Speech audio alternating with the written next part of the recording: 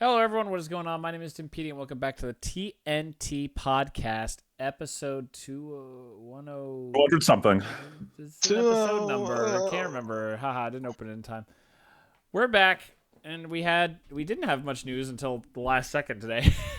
And then we were all like, oh, yeah, this happened, this happened, this happened. But who said this happened, this happened, this happened? On my right That's Friedman, also known as Andrew, but mostly known as Friedman. and on my left. the Space Marine Tyler reporting for duty. Oh, Tyler 40K. Tyler there you go. 40K confirmed. Well, Tyler, you might not be 40K for much longer. You know, that's some pretty R-rated material that's not safe for children. Dude, I don't think that'll be legally distributable on services like Steam and itch.io, thanks to Australians. Oh, Lord. Is that where Shout whatever it's fuck is based out of? Collective Shout or Community Yeah, Shout there or you go. whatever. Yeah. We're just I kicking feel off bad the- for Australians, man. You know, they used to be a country that also rebelled against like England, Yeah, now and they were rebel like against hardcore as intelligence. shit. But Are you gonna go for the really lowbrow joke of saying they used to be a country, now they're just a, and then throw in their favorite curse word? now they're a wanker. I don't fucking. No. I don't know. What is their favorite curse word? Just get rid of the RY on country and we're Yeah. Get rid of the RY. I'll see you Um, next Tuesday. Yeah, so the news story is a group called Collective Shout or whatever. Who even cares? They're not worth it. Apparently pressured MasterCard and Visa to, as payment processors, stop allowing payments to Steam and itch.io if they hosted Yeah. games that were not within some guideline thing. So Steam took away a lot of visual novels that a lot of people were probably salty about. But itch.io completely removed their NSFW tag, like just completely. And said, we'll figure it out later after we kind of figure out what's going to be okay for them, but we can't afford to lose the ability to get paid. So, yeah, this is just a really scummy way to try to enforce change, to say, hey, we're going to attack the money source so that there's nothing you can really do about it.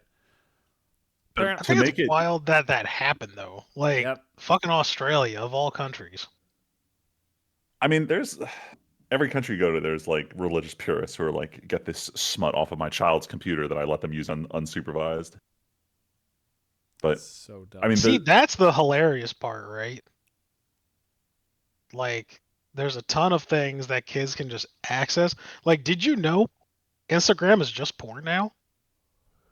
where have you been? I was gonna say I don't see Bro, like, no, it's like Oh no, it's what you choose to be. So bad. like, I'll It's put it this way. bad now. I'm not going to name my friend in case anyone listens to this podcast, but like he used to exclusively use Instagram for looking at models. Like Instagram was Oh, like he was as wagging. explicit. I understand. Yes, I understand. this is before he met his significant other. But point is, he had to deep clean his Instagram account afterwards, or he was going to get ruined because that thing was basically porn. get And then ruined. And then I'm fighting the problem that Instagram knows I'm a single weeb. So it's like if I go to the search page, all it recommends are videos of cosplayers. And it's like, can I please get some real content that isn't just like thinly veiled OnlyFans advertisements? Very thinly.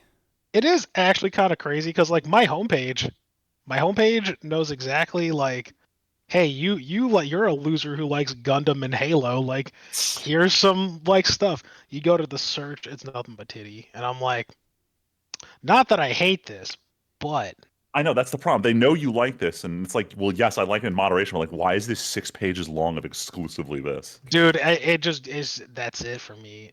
It's literally just it for me. I'm like, I don't even come here like that. Yep. I don't even. Yeah. Literally and figuratively, I don't. Anyway, but I want to back on the other NSFW topic. The good thing to come out of this is that even though itch.io went and delisted all their NSFW content, they relisted it all for free so that it can't go through payment processors. And I think as like the game owner, you have to like opt in to let it be free. So it's not like these games have been chased off the internet. They're just not for sale. And I think the idea is they're going to try and find some type of alternative payment processor that more likely than not is just means they accept crypto.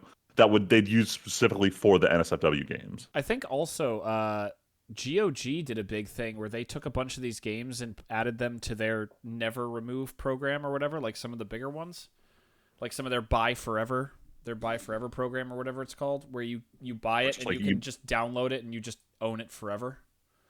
Like you own like a DRM free kind of. What was it called? I hope they still have it up on their website. They were advertising it a bunch. Let me see if I can find the exact name, because I want to give GOG credit. But another amazing thing that GOG has done, I got to say, like, as much as I don't really buy things from GOG, I do love what their store does very much.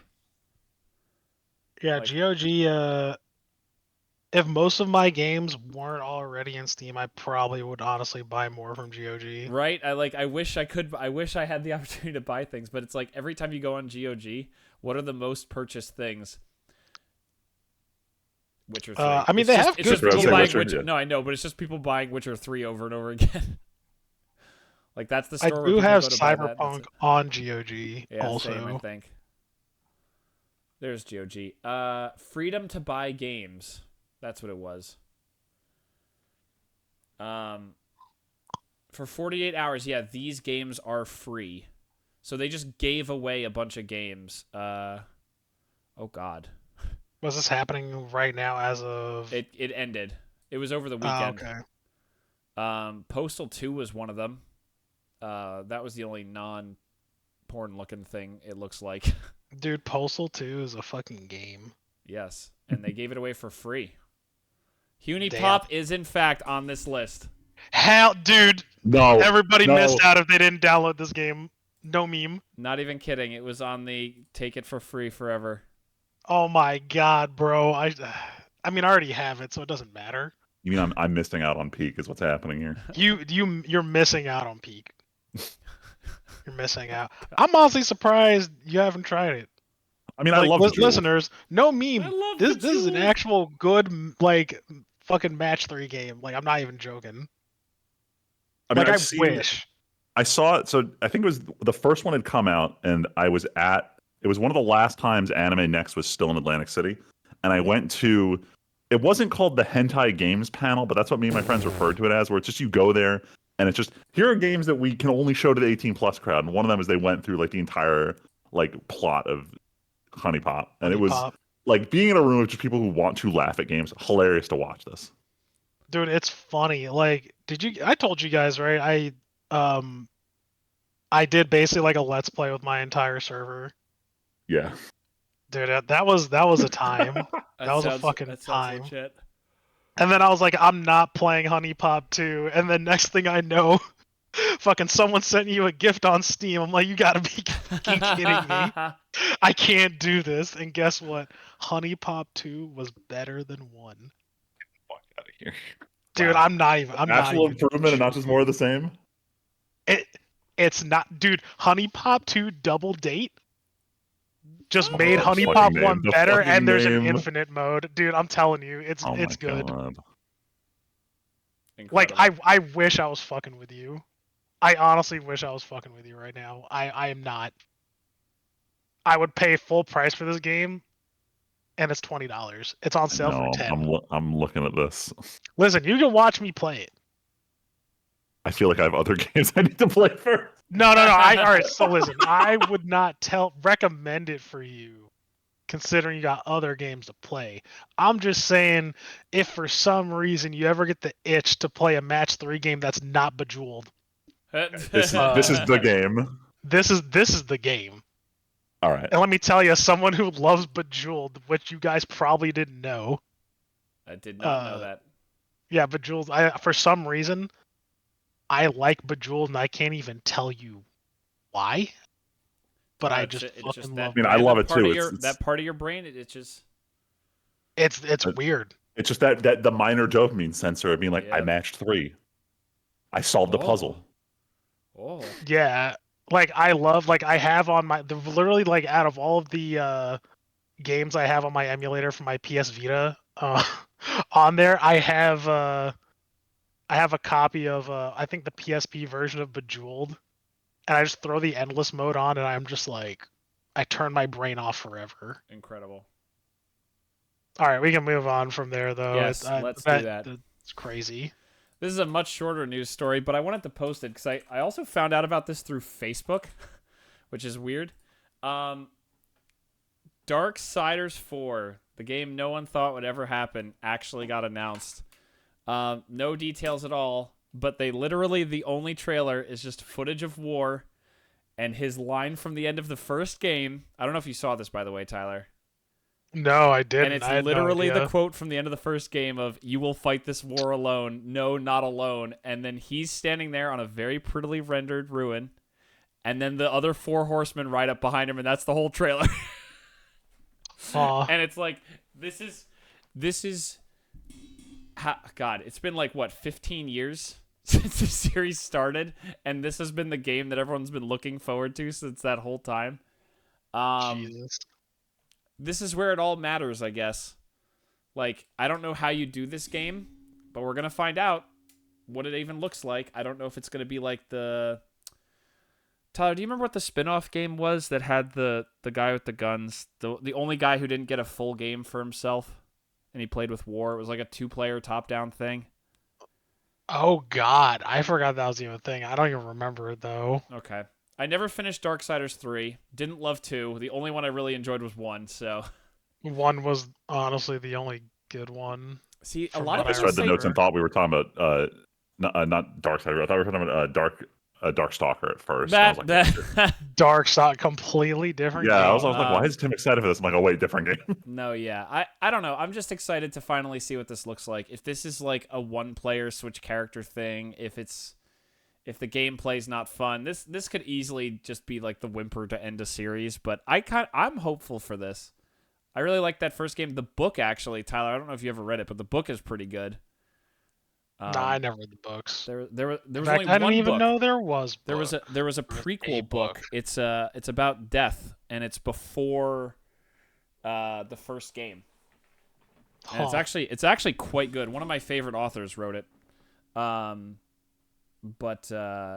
no. So I'm excited. Like I said, just a CG trailer. I don't even know if we'll see more this year. I don't think it even gave a date. Probably late 26, if not 27, to see that game, or to have it released. But I'm excited.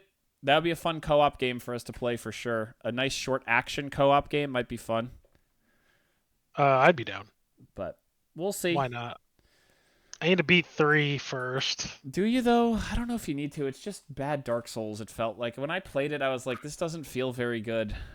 Do you have an LP of it? No, By because some I weird was chance? playing it after I stopped doing most of my YouTube stuff, and I just played it a little bit, and I was like, wow, this does not feel very fun to control. This ain't it, Chief. Listeners, if we get 1,000 It's- likes, Tim's gonna LP Darksiders 4. No, you know. Woo, let's go! No, you know what's? I mean, well, I would do that because you guys will be in it. Honestly, what was frustrating was, like, my biggest frustration with Darksiders 2 and Darksiders 3 to an extent is, at the beginning of Darksiders 1, yeah, the gameplay isn't that deep, but Ward doesn't feel like a weakling.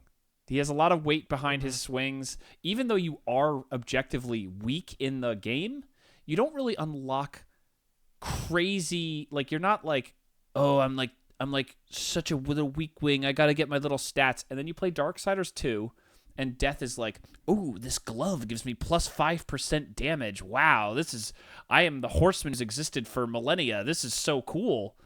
And then Darksiders 3 was like the same thing. You're like, oh, you have another watcher with you. You're still working for the council. You're Wrath or whatever her name is.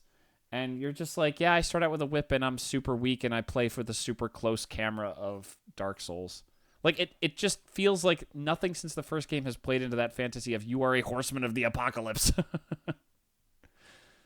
I don't know. That's been my frustration with the series. That's like thematically, it's just been this big disconnect. But you know, it's an even bigger disconnect. We're going to disconnect. I don't know. I can't. I was. Oh trying no, to I dropped my Nintendies. Let's talk about them for a little bit. Drop my Nintendies. No, so Freeman, you speaking of jacked not up your dropping, Nintendo. I increased my Nintendies. So Nintendo has been on this thing for a while. For anyone who's owned a Switch, you know that none of Nintendo's games ever go on sale. And they famously don't do this because they believe it devalues their product. Just because I released this game 6 years ago does not mean I worked any less hard on it in the current year to make that game 6 years ago. So I must charge you the same amount. That has been Nintendo's philosophy for forever, and it's really stupid. And now we come over to the Switch One.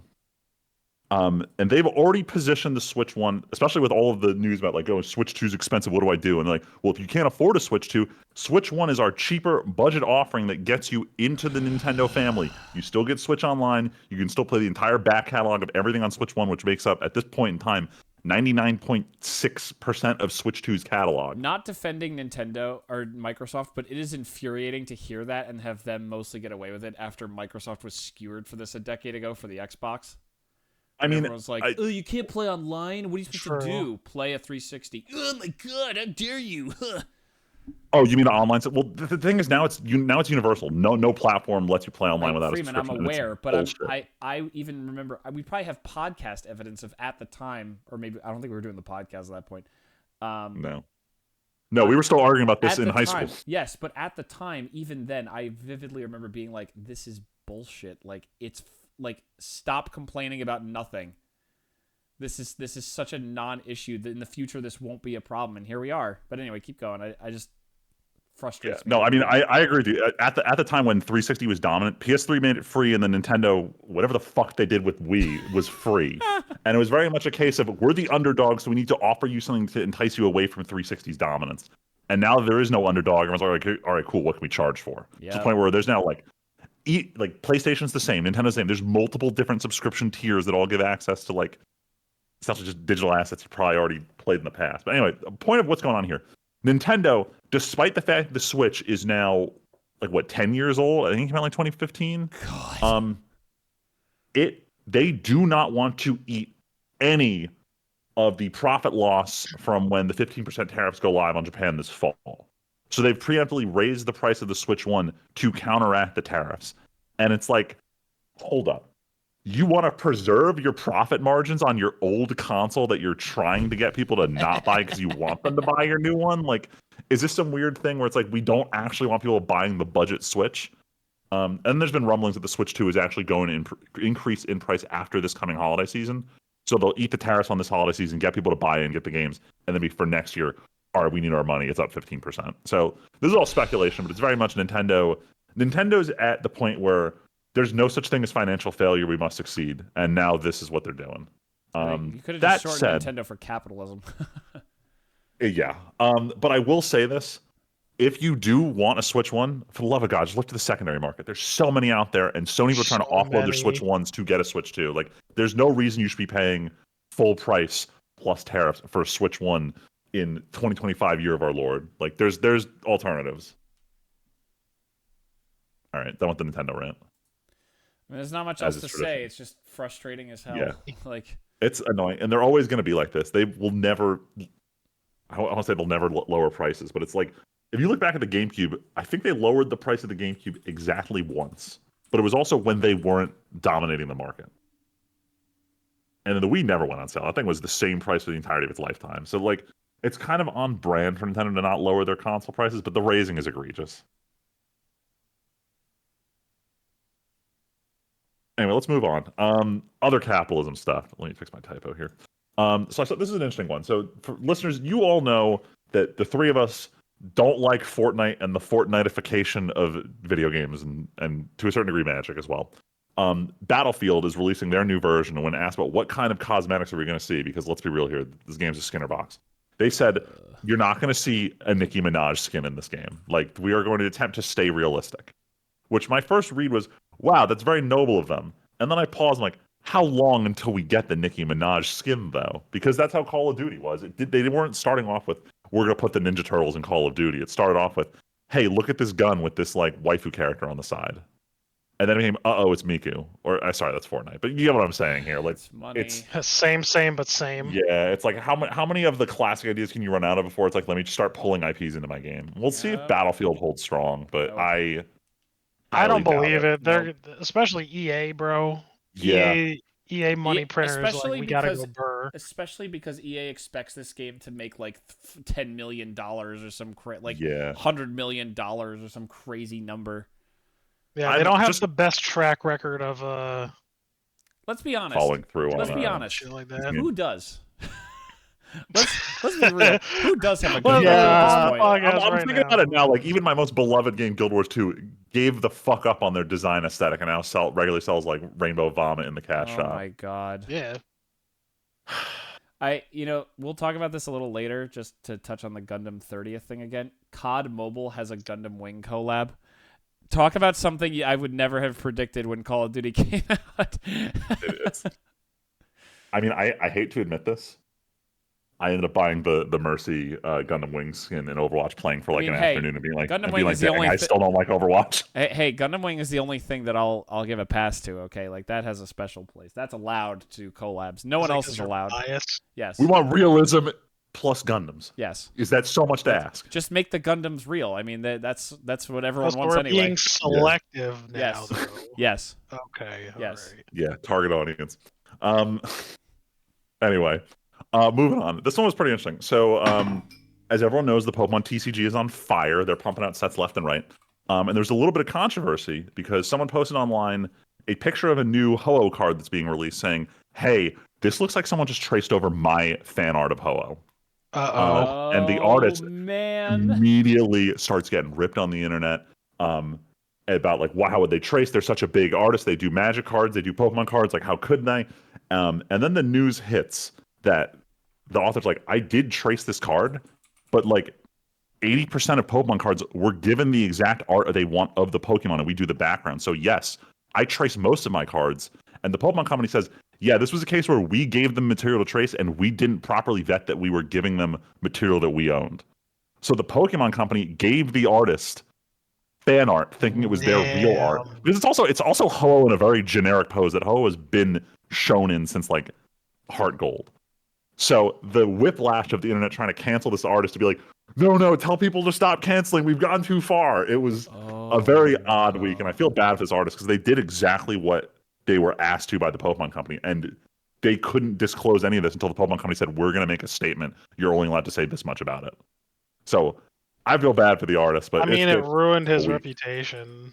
Yeah, and it sucks because their other art is actually really good. So hopefully this doesn't damage their career. I want to keep doing art, and Pokemon Company should probably learn to do better here. But what can you do when they're raising their cost 15% on everything? All right, that's it. No more Nintendo bitching. No more Nintendo. Nah, I was talking to my one friend the other day just about Nintendo and just bitching about Nintendo and their business practices and how I hate the fact that they don't do well with the backwards compatibility. And they were on about like, oh well, everybody else doesn't do backwards compatibility. I'm like, what do you mean my PS5 can still play PS4 games? What are you on? And I'm like, the only reason why that they can't do PS3 is because their codec, like they were like, yo, we're gonna do some fucky shit with the PS3 and processing. Yeah. And they would have to fit a whole PS1 and 2 to work in a newer thing. So it's like, it's kind of an unrealistic ask. But Xbox, you can play all their games. So I'm curious about this because I'm not willing to fork over the money for it. But I know with the highest PlayStation Plus subscription tier, in addition to like their normal cloud games, they give you access to cloud games for PS3. And I'm always curious about this, like what games are in there and how well does it run? Because it seems to be for a lot of these, unless you still own a PS3, it's the only way to play some games. Yeah, not very. I think the only game that you really don't have access to that hasn't been like remade or anything like that is the Resistance Fall of Man games. I was gonna say Infamous. That's the other one where it's like the only reason I still own a PS3 is to possibly play Infamous because I fucking love that game. Infamous, yeah. I think we talked about this before that I wish that would get a PC re-release. I know, it'd be so much fun. White Static Shock. Actually, though, dude, I love White Static Shock. He was great. All right. Well, speaking of Halo, yeah. Oh God, yeah. Go ahead, Tyler. Fucking Splitgate. We were talking about stop killing games earlier, and Splitgate had to kind of kill itself. It was so bad. This is the craziest thing because it sucks. Because I've heard really good things about Splitgate 1. I played like a few matches of it. I didn't really play much. But I was willing to give Splitgate 2 a try, but it's no good. They had to kill it. There was too many things wrong with it. I mean, Uh, there was a Reddit thread when they first announced like that this was going to happen, where someone was like, "Well, look at the very first like esports broadcast where the casters couldn't follow what was going on in the game." And I'm like, "This is I get it. This is a confusing game to play, let alone follow. But like, you can't be an esport if it's impossible to spectate." What's kind of crazy though about it is that the first one did well. The first one was like fine, and there was a like the game also just wasn't stable or anything to the point where, which like what was the last time you guys heard about this where like the developer was like, yeah, let's we're gonna have to roll it back and put it back in the oven. We'll let you know when it's done. Concord? Well, Concord, they Or didn't is put it that back the in the one- oven. They put it no, straight they in the just trash. Put it in. Yeah, that shit went straight in the garbage. But yeah, I guess that was one. Yeah, Concord was just DOA also. I mean, we're in this But it's age. crazy. I don't see it like I think it feels like we hear more of these stories more and more about games that are just launching to death, launching to die. And it's so wild to me, but also kind of not. Like, no wonder everyone is just sticking with the same IPs that everyone else already knows because nothing new seems to work. And this isn't even something new, but like we're either dealing with the same things that already exist, or someone tries a minor variant of something new and it just dies on the vine. But that's not even it in this case. Like these are games that are just like you could tell that they're not complete. Yeah. Like these are games or like they were stuck in some sort of weird dev hell and they're just not, you know what I mean? Like there's something wrong with it. Like the right amount of attention wasn't given to it. I mean, this and Marathon and Yeah, that's the one. Yeah, Yeah, and that's the true. problem. Yeah. so Like this, I don't think it has anything to do with new IPs. It has everything to do with like Well, no, yeah, Undercooked is Undercooked for sure. You're right. So, yeah. I mean, I'll relate this back to outside of just like game development, just regular software development. There's an argument I had with my Scrum Master this morning about how she's like, we always plan around the idea of like releasing the minimum viable product, then doing a day 2 release, and then day 2 never comes because a new project comes in and everything's always priority one. And I'm not trying to make this a discussion at work, but I was like, you're right. And it's why I told her on my project proposal, there is no day 2. It's phase 1, 2, and 3. And I don't say my project's done until I do my 3rd release. I'm like, this is going to be the template you go forward. There's no such thing as day 2. It's this project isn't done until everything you plan to do is done. There's no it's live and we'll update later mentality. And I think it ties in here where especially with these multiplayer games where you make money off of microtransactions, the earlier you get people out, the easier it is to fund your day 2 release. Yeah, I think that's the problem is you get to work in an environment where you don't have to make all the money to keep the lights on.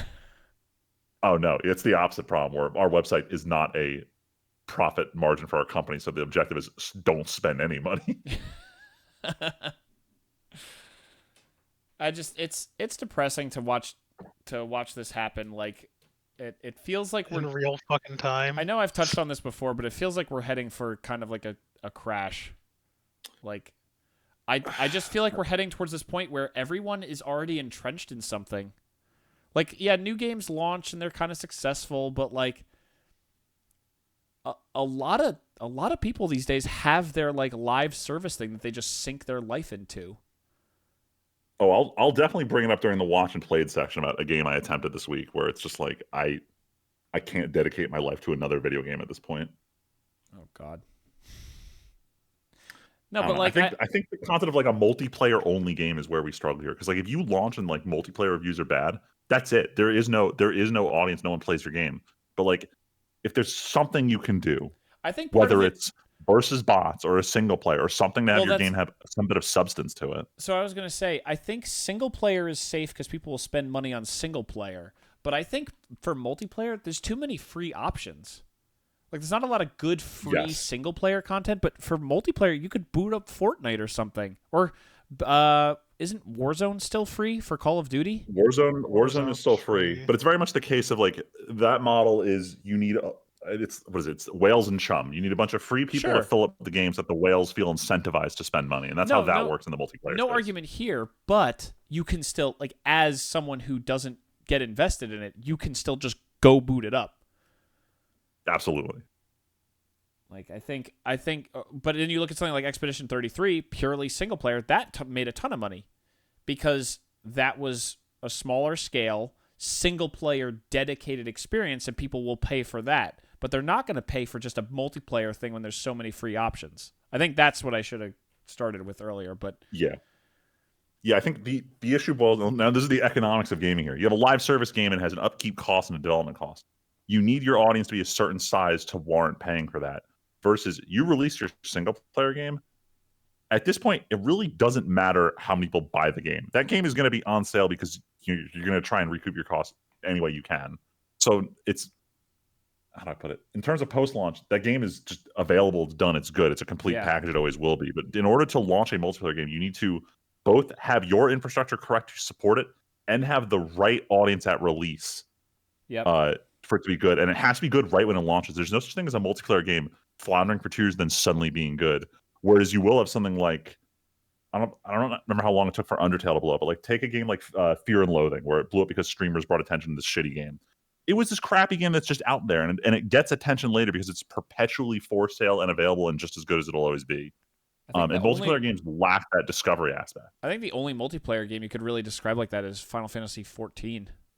And that took an entire redesign of the game from the ground up. Yeah, that was pretty much just a new game launch. Yeah.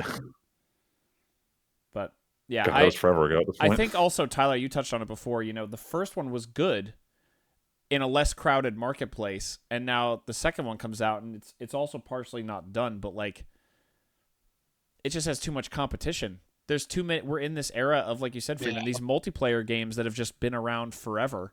Like, you have to overcome not just the people who play stuff for free, but also the guy who sank $2,000 into Fortnite V-Bucks. He's not going to try Splitgate. Why? Audiences are sticky. Like, multiplayer. And the child who spent $2,000 of his parents' money on V-Bucks. And all his friends have done that too. So they're not going to leave. I don't want to start a whole topic, but I do want to ask you guys a quick question. Tyler, you touched on also, or Freeman, you mentioned the word esport of Splitgate. Like, people couldn't watch it. Do you guys think esports is kind of dead?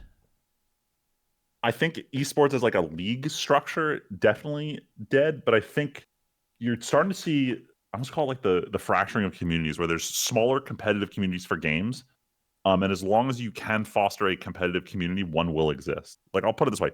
Nintendo does not make it easy to play Pokemon competitively. But there is a competitive scene because the gameplay supports it. Sure. I mean, as like the classic, like, we're gonna be the next football. Like I think of League. League is the one thing I check in on. I haven't watched League in a while. The North American League of Legends scene is pretty much on life support / dead. I mean, I'm very much a believer that Overwatch League killed the hope for like mainstream esports. That's also part of it. I mean, that had all the big like teams and cities and stuff. You're saying League is dead? Like League? No, like, Overwatch League. Like he's talking about Overwatch League. I'm talking about like the League of Legends had like all the different regions, and it's doing fine in other regions, but in North America, it is like about to collapse. Yeah, I was gonna say I feel like East, right? Like Asian countries, it's still going to be big, and it's going to keep being big. I don't know enough about North America, but like I could totally see that though.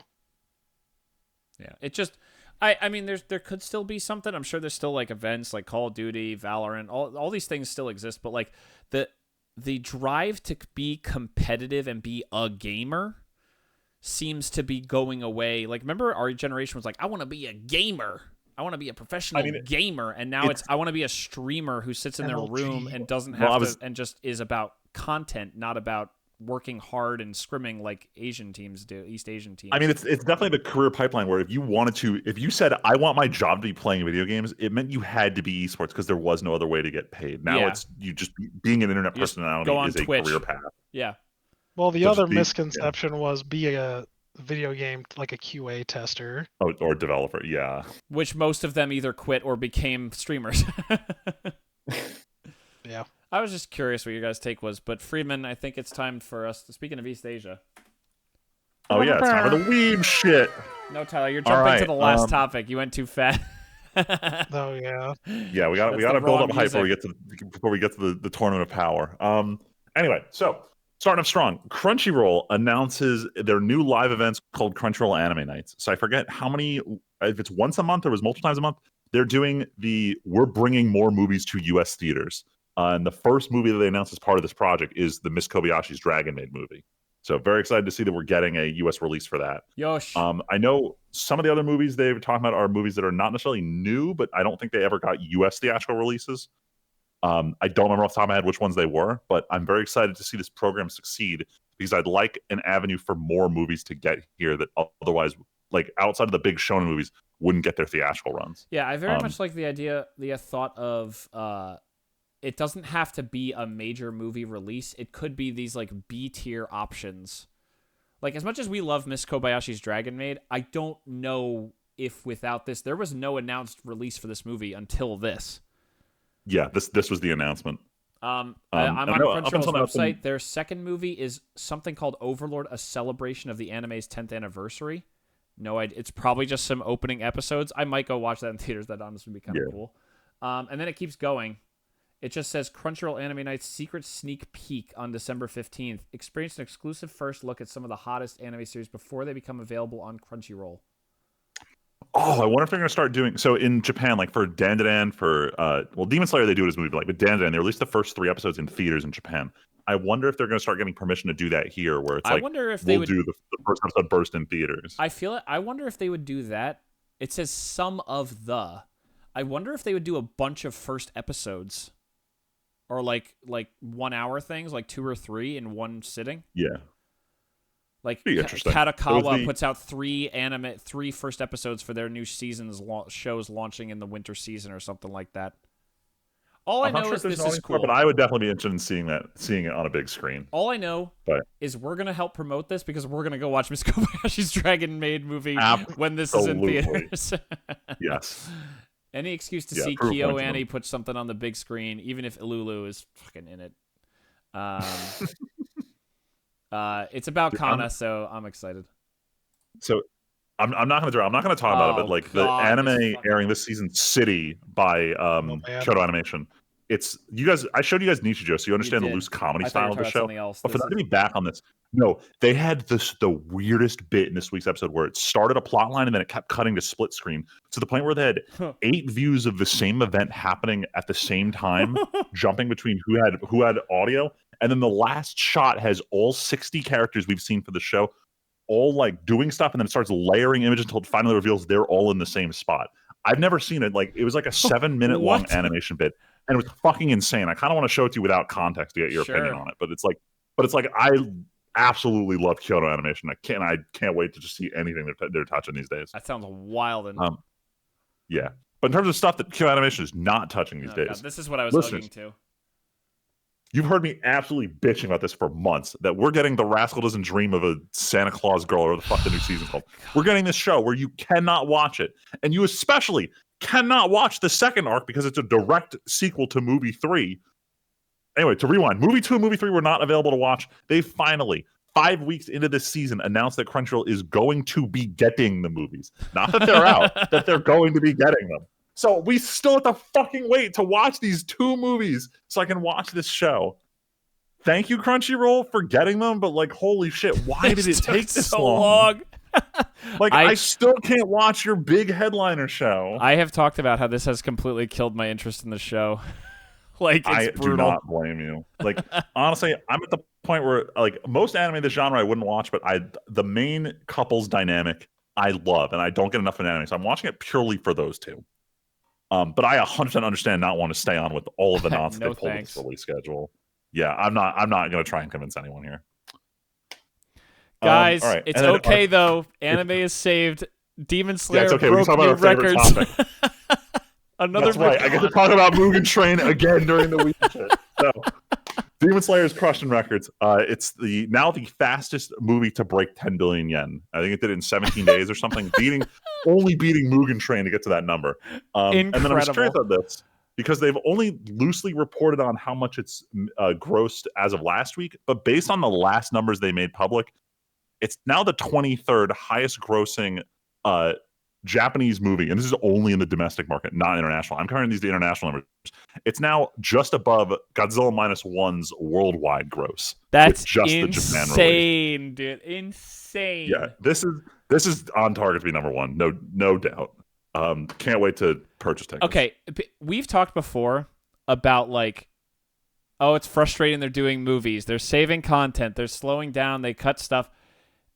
Everyone looks at this and goes, this should be the easy flashing answer of why do they do movies now?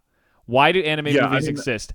This is Ufotable could literally produce nothing for the next 10 years and still have enough money to just exist and do whatever the fuck they want. They could do 50 auteur projects off of this money and be fine. This is crazy numbers. Stupid. I mean, this is one of those things where, yeah, the wait's going to suck, but I feel like at the end of it, having these 3 movies is going to be like one of the best finales to a show. Oh my God, ever in history. Jesus. So yeah, it sucks we have to wait, but I feel like this is one of those scenarios where it's more likely not going to be pretty worth it, especially given Ufotable's track record on movies. Also, cam footage of this movie already leaked online, like the weekend it came out, and Ufotable is like, we're going after these people, or Sony said that. Yeah, they got the Hoyoverse money. I would never want to waste my time watching this on a cam rip downloaded from a torrent site. What is the point? Like, if you're so desperate to know the plot, I don't know how to tell you this, but the plot got leaked forever ago in Shonen Jump magazine. The plot's over through comic format. Yeah, this is also, I don't like, for anyone who thinks there's gonna be some stupid crazy plot twist. I don't think there's that much plot left. There's mostly action. We've established that we're never going to leave the castle until the show's over, so what? It doesn't matter. Yeah, like, if this 3 movies just gauntlet battles with like a little twist in the middle that I've been spoiled to, but like, who cares? Like, if you really wanted to know, please don't use a cam rip to find out the plot of this movie. It's so stupid. All right, moving on. Studio White Fox got bought, just straight up outright purchased over the weekend, and this is causing quite a controversy because I don't remember the name of the company that purchased them, but they are a direct competitor to Kodansha, who owns like the actual ReZero IP. Oh no! So the future of ReZero as a series is kind of in jeopardy here. White Fox, like, I'm not saying they were signed on for season 2. They're already mostly done working on. It's not technically season 3 part. I guess it's season 4 is the name of it, but they're already working on the next season of ReZero, and the question is, how does this impact an already in production project? Because now they're most likely not going to be given future seasons to work on, given they work for a direct competitor now. It depends on whatever the production committee probably has set up, like contract wise, because they as a business have a contract with the production committee to produce this anime. They can't just back out. Not for one existing. This is very much what happens. No, I know, 5, but I'm just saying, like, season 4 part 2 will come out, but then after that, yeah, who the fuck knows? Or sorry, I said Kodansha, I meant Katakawa. Point is, like, they've pretty much signaled that, especially with, I don't know if ReZero is like on its last book or is wrapping, but it's like they're very much like, we need to keep releasing stuff so people keep buying Rem figures because she hasn't woken up in a couple books now. So they're very much full steam ahead with, we want to keep producing more stuff with this IP. And to hear this road bump get in the way is like, please no. Like, please, can we just adapt the next book and the one after? Because those 2 are like the books. So I think there's just no way to know because it depends on how much money they feel like they're getting out of the anime and how much Kadokawa feels like they could go somewhere else. I mean, how much staff jumps around all the time? You could just go to another studio and be like, hey, can we get like 5? Like, can we headhunt the director and 5 other important people out of there and make the same show somewhere else? I don't know. If they get Studio Bind to work on this when they're done working on Mushoku Tensei, it'd be so cool. Anyway, moving on. Another bit of studio news here. So I'm calling this one the little NG that could. So, Medalist Season 1, the figure skating ice skating show done by Studio NG, wrapped last year, and there was a lot of doubt about it because up until this show, Studio NG has yet to produce anything good. So there was a lot of people like sweating bullets because like the manga for this is good, and they're like, is this adaptation going to suck or what? And I watched it, and I thought it was very good. Like, even though they used CG for a lot of the ice skating, the CG was very good. Like, it was way better than anything we got in Yuri on Ice, but that's also like starting to get a little dated.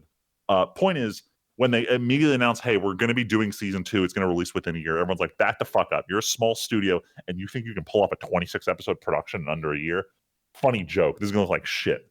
And then they released the trailer for it, and it looks exactly the same as season 1. So I'm hoping that they can pull this off. I want them to prove everyone wrong and just release a perfectly fine anime adaptation of this. So yeah, little NG that could. Tim, you want to take the next one? Sure. Bleh. This is important. Oh, yeah. This is a big deal. Last time we did the podcast, the day or two after was going to be the 30th anniversary panel for Gundam Wing's 30th.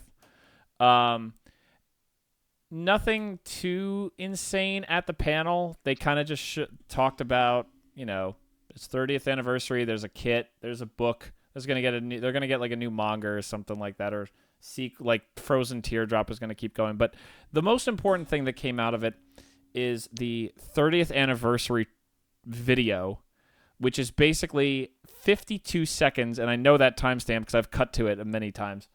52 seconds of just random clips over random music, and then what is effectively a completely new second opening to Gundam Wing.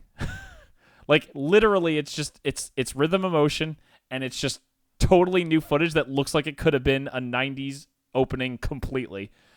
I will easily admit that I have cried multiple times watching this because I can't believe... I don't care. I cannot believe that I am seeing new animation of one of the most important shows of my teenage years. It is so gorgeous. The shots of the Gundams with weird cloaks on is awesome. So cool. The random lore of like Baby Hero and like Duo and everything, and then there's the lore shots, like seeing Nataku in front of the Gundam that's named after her. Me and Freeman went like frame by frame after this. The first time Freeman watched this, and I was like, "There's this, there's this, there's this, there's this, there's this." So freaking cool. It makes me want to go reread the manga and then read Frozen Teardrop, even though I hear that's not very good. I also rewatched episode 1 by myself, and then also late Saturday night after it was me, Val, and Freeman, I showed Freeman episode 1 finally. Freeman had the funniest moment ever. It was great. Can I tell the story? Sure, go for it. I wasn't gonna, but you go for it. So listen, my other friend clowns on me for this because in most shows and movies, they realize they need to tell the audience something at a specific point in time, or they're going to start asking questions. And I always ask the question a half second before they explain it, and it's almost infuriating that I'll be like, "Wait, who is this guy?" And I'm like, "I'm Johnson. Nice to meet you." I'm like, "All right, well, thank you." And so we're watching, and Hiro pulls out his gun for the first time when he's getting pursued, and he fires a shot. And the shot is just fucking massive. Like, it's the Buster wider rifle. Than two... He doesn't pull out a gun. Wing Gundam pulls out its Buster rifle. Sorry, shoots two Ares. I don't know what it's called yet. So he fires this shot, and it goes mega wide and just destroys 2 whole mobile suits. And I get up off the couch. I'm like, bull fucking shit. There's no way he blew up 2 with a single shot. And then it cuts to Zex, who says, "No way, he blew up 2 with a single shot." And I'm just like, get the fuck out of here. So the best part was I started laughing as soon as Friedman said this, and Friedman looks at me and goes, "Why was that funny?" And I'm like, "Give it 30 seconds," and then it cuts to Sex saying it, and then Friedman starts laughing. It was fantastic. I don't think we're gonna get anything else out of this. Whatever. I'm looking at the Blu-ray box set on my shelf right now. That's fine. Oh no. The one thing we did get out of this was my hopes were built up and then dashed. Endless Waltz is coming to theaters, but it's only the Japanese version. And if it's not the English boys, there's no point in me watching this in theaters as much as I'd love to. So unless dub versions come to theaters, there ain't no way I'm going to see Endless Waltz, which is very sad. So I'm double checking real quick. They may end up releasing new Wing kits because the release schedule is only solidified up until January. Mm-hmm. So we don't know anything for next year. And everything that's been announced got announced like several months ago before the 30th. We already got the entry grade Wing Zero got announced a while ago, but that's also like entry grade for beginners. Well, anyway, that's enough about 30th anniversary. There was also some expensive art book thing that I'm not going to buy, but I don't know. This is just so cool. You If you want sure to, about that? yeah, I'm very sure it's too much money. I would just say go watch the Gundam Wing 30th anniversary video. Skip to 52 seconds and just enjoy the animation. It's shocking. Freeman also watched a side-by-side video. It really is amazing how like beat for beat, not shot for shot, but like thematic for thematic moment. Yeah, like each bit where it carries really on screen. point. Also, this was directed by the guy who did Freeren's Action, so another reason why it was pretty good. It's like, even though all of it is related to side material, the last like 30 seconds of that thing, I fucking wish they would animate another Gundam show like this. And depending on what happens with the Hathaway Flash movie they just announced, we might see something like this. But I'm just dying for more 2D Gundams. Also, the last thing, this version of Rhythm Emotion slaps, and it is literally not available anywhere that I can find. All the versions online are the regular version of the song, but this has different, like, a guitar solo and, like, bass riffs. This is such a sick mix. Dude, anime music fucking sucks, bro. Because you can't find this shit anywhere. Like, no, Tyler, they do this shit on purpose. Here's the thing. For new music, you can find it somewhere. But for the old stuff, even the remix, you can't find it anywhere. Dude, I hate it. So I follow a news channel just for Gundam news, and they hyped up that this remix was done just for this trailer. It's so ridiculous. And it's like, when the fuck are you releasing the remix? Like, I want to hear it. I want to put this on Spotify so bad. It's like, Freeman, you heard the difference. We talked about it. Like, I wonder if they're saving. If they play Rhythm Emotion in the Endless Waltz movie, I'm wondering if they're going to release it with the 40th anniversary or 30th anniversary Blu-ray. Jesus. Sorry. But yeah, if they might release it with that. I hope so, but yeah. Anyway, that's it. It was cool. I love Gundam Wing. All right, and then I got an anniversary. So this weekend was Fate Grand Order's 10th anniversary in Japan. I'm not going to talk about the Fate Grand Order stuff. I'm going to talk about the other Fate franchise stuff because it leads me into a fun rant. The first one was that Fate Hollow Ataraxia remaster. So for context of what this is, Fate Stay Night's the original visual novel. It never released in English outside of like one PSP version, I think. Point is, we got the full release on Steam last year, and everyone was like, finally we can play the mainline Fate thing that started it all. But Fate Hollow Ataraxia was effectively Fate Stay Night 2. It was a like short sequel that they released in Japan. Never had a US release. Earlier this year, they confirmed it was going to get re-released on Steam, and they're like, oh, we might do an English release. And everyone knew they were going to. It's going to be a global release, but we didn't have a date. And then over the weekend, like, surprise, it comes out on August 7th. Go pre-order on Steam now globally. So they hit us with the surprise. It's going to be out in like 2 days. I may purchase this to show approval. I ain't playing this anytime soon. I still got to read Fate Stay Night. I'm only like 2 hours into this, and it's a 40-plus hour reading experience. So good on them. For anyone who actually wants to read this garbage, Hollow Ataraxia will be out. And then here's the bit that pisses me off. So Fate Strange Fake is an anime that is supposed to be coming out. That shouldn't be a controversial statement. For some context into how this works, when Fate Zero got announced, what they did was they had an hour-long episode 0 they showed off at some convention and said, the full show is coming later. And then when Fate Stay Night Unlimited Blade Works happened, they did the same thing. They released an hour-long episode 0 at an event and said, everyone watch this because the show is airing later this year. And like 3 months later, it aired. Flash forward to July 2nd, 2023 at Anime Expo, and they show off episode 0 of Fate Strange Fake, and they say anime is coming out later this year, which is phenomenal because we've been waiting for this the Strange Fake adaptation because the book's been on hold forever. So a year goes by. We get nothing. It's now the next anniversary event for Fate, and they're supposed to talk about Fate Strange Fake, and they pull it at the last second and say, we're not showing episode 1 here. And it's like, well, what are you doing? Like, it's scheduled for a fall release. Like, when is episode 1 coming out? They're like, we'll talk to you guys at the Fate New Year's event. And we're like, get the fuck out of here. We had to wait till December 2024, a year and a half after episode 0 aired to get the episode 1 preview before the show starts. Cool. That's fine. As long as the show is starting right after, right? No, we get episode 1. It releases in November at a Fate event and then releases for the rest of the world on New Year's with anime coming 2025 as the tagline after the release.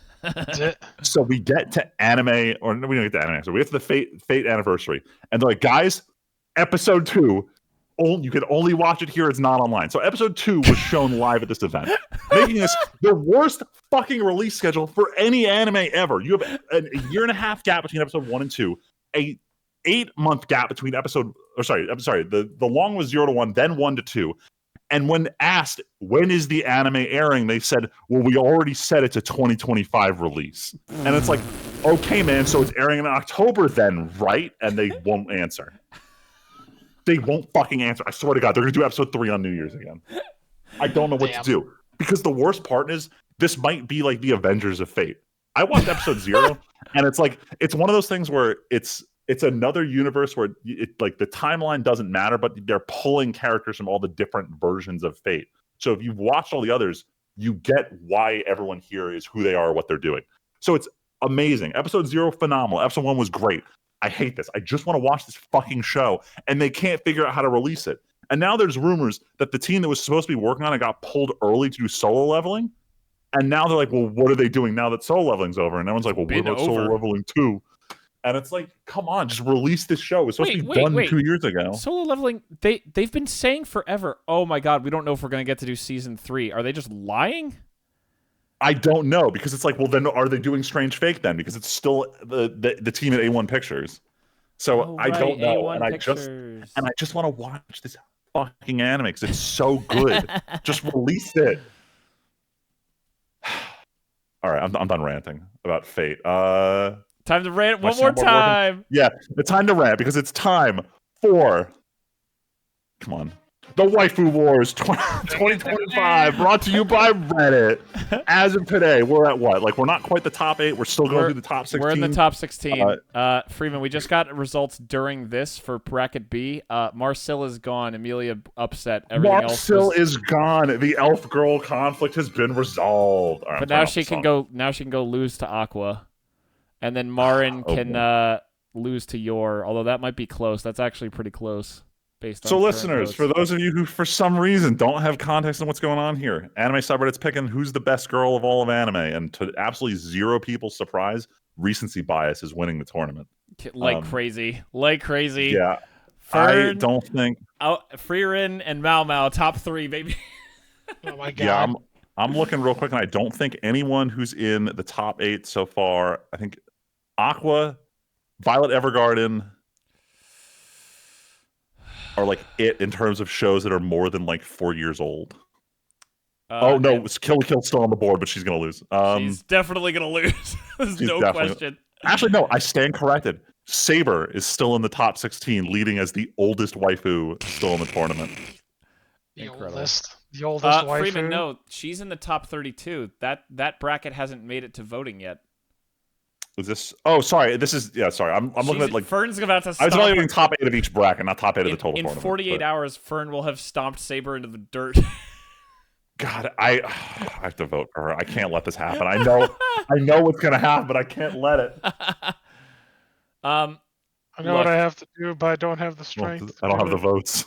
Look, I am just thankful that Violet made it all the way to the top 16 just to be personally curb stomped by Mau Mau. I will vote for my girl, but she will not survive. Mau Mau is on her path to dominating probably, honestly, the entire thing. She came in as first seed, blew everybody away. Wait, I'm an idiot. I just went to go click on today's. I forgot Asuka from Evangelion is still in it. She's older than Saber. She's about to get eliminated, though. I know. Freeman, again, the voting for today and tomorrow is for top 32 down to join the top 16. So, they're not going to break top 16. Yeah, I was looking at the top of each bracket. Yeah. Anyway, this is going to resolve by the next time we're recording. So, listeners, let's be real here. It's Mau Mau or it's a free run. I don't know, dude. Fern is actually a higher seed than Freerun, and I think when it comes head-to-head, people will vote for Fern over Freerun. I wonder. I'm actually genuinely curious who I don't know who I'd vote for here. But I don't know who. Bracket B, the one that actually finished while we've been recording, is honestly the most up in the air in my mind because it's Marin, Yor, Emilia, and Aqua. It's not Aqua or Emilia. Whoever wins between Marin and Yor, I think, takes the whole thing. But I genuinely don't know who's going to win between them. Oh, it is. I mean, I'm going to vote for Marin, but Yeah, same. Wait, now I'm kind of. I'm not voting for anybody. Yours is a good Good. one. Yeah, Stay you're out right. of it. No, this For is your own fun. good. No, this is fun and enjoyable. People are allowed to like things. They we are. are allowed to like this. No, But Freeman and I have a ton of fun going over this. This has been very spicy. Oh, Freeman and every I time you show me some spicy fucking like, it's like, oh, this is the pick today, Tyler. I'm like, really? Like, there's no competition. You're like, it's more no, there is a it's less lot. about And I'm like, it's this less is about retarded. here's the pick. It's like look at the terrible decision the internet's going to make today is more Well, of why I sent that to honestly, you. it's actually kind of wild. There have been multiple one vote like matches, which is kind of shocking. I think there was what 2 or 3, Freeman, where it came down to literally one There vote. were several. Like this is the year with so many close matchups. Like the subreddit is pretty divided right now. I will actually say there was one hilarious moment last Thursday, Freeman, where we were voting at the same time. And I think out of like 10 matchups or 12 matchups or whatever, we voted against each other in like 10 of them. Yeah, and we just canceled each other's votes out. Yeah, sort of civil war over here. It's really funny. I thought you were my friend. It was literally a lot of cases where like I saw one show and Freeman had seen both and he voted on the other character, but it was genuinely hysterical to be like, I'm gonna vote for this, and then Freeman just goes, I'm gonna vote for this. Yeah. Happened Yeah. a lot. We'll know that Mau Mau or Fern won by next time. Yeah, there'll be only one winner in the waifu tournament Probably of power. it's probably Mau Mau, which is so Freeman. Here's a genuine question because you followed the lore of this a lot more than I ever did. Would this be the first time someone in their launch season, because she wasn't in the bracket last year and now she's 1 seed, would this be the first time someone has appeared and won the bracket? No. I'm pretty sure. God, who won each of them? I thought you knew like the enshrined winners. I remember. I'm trying to remember who won the year that they were. Like, I don't think it was. It wasn't last year because Hollow won last year, I think. It wasn't I from Kaguya that 1 year, was it? That or Mai Sakurajima from Bunny Girl Senpai may have been on her debut year. Oh, that's before I was even voting.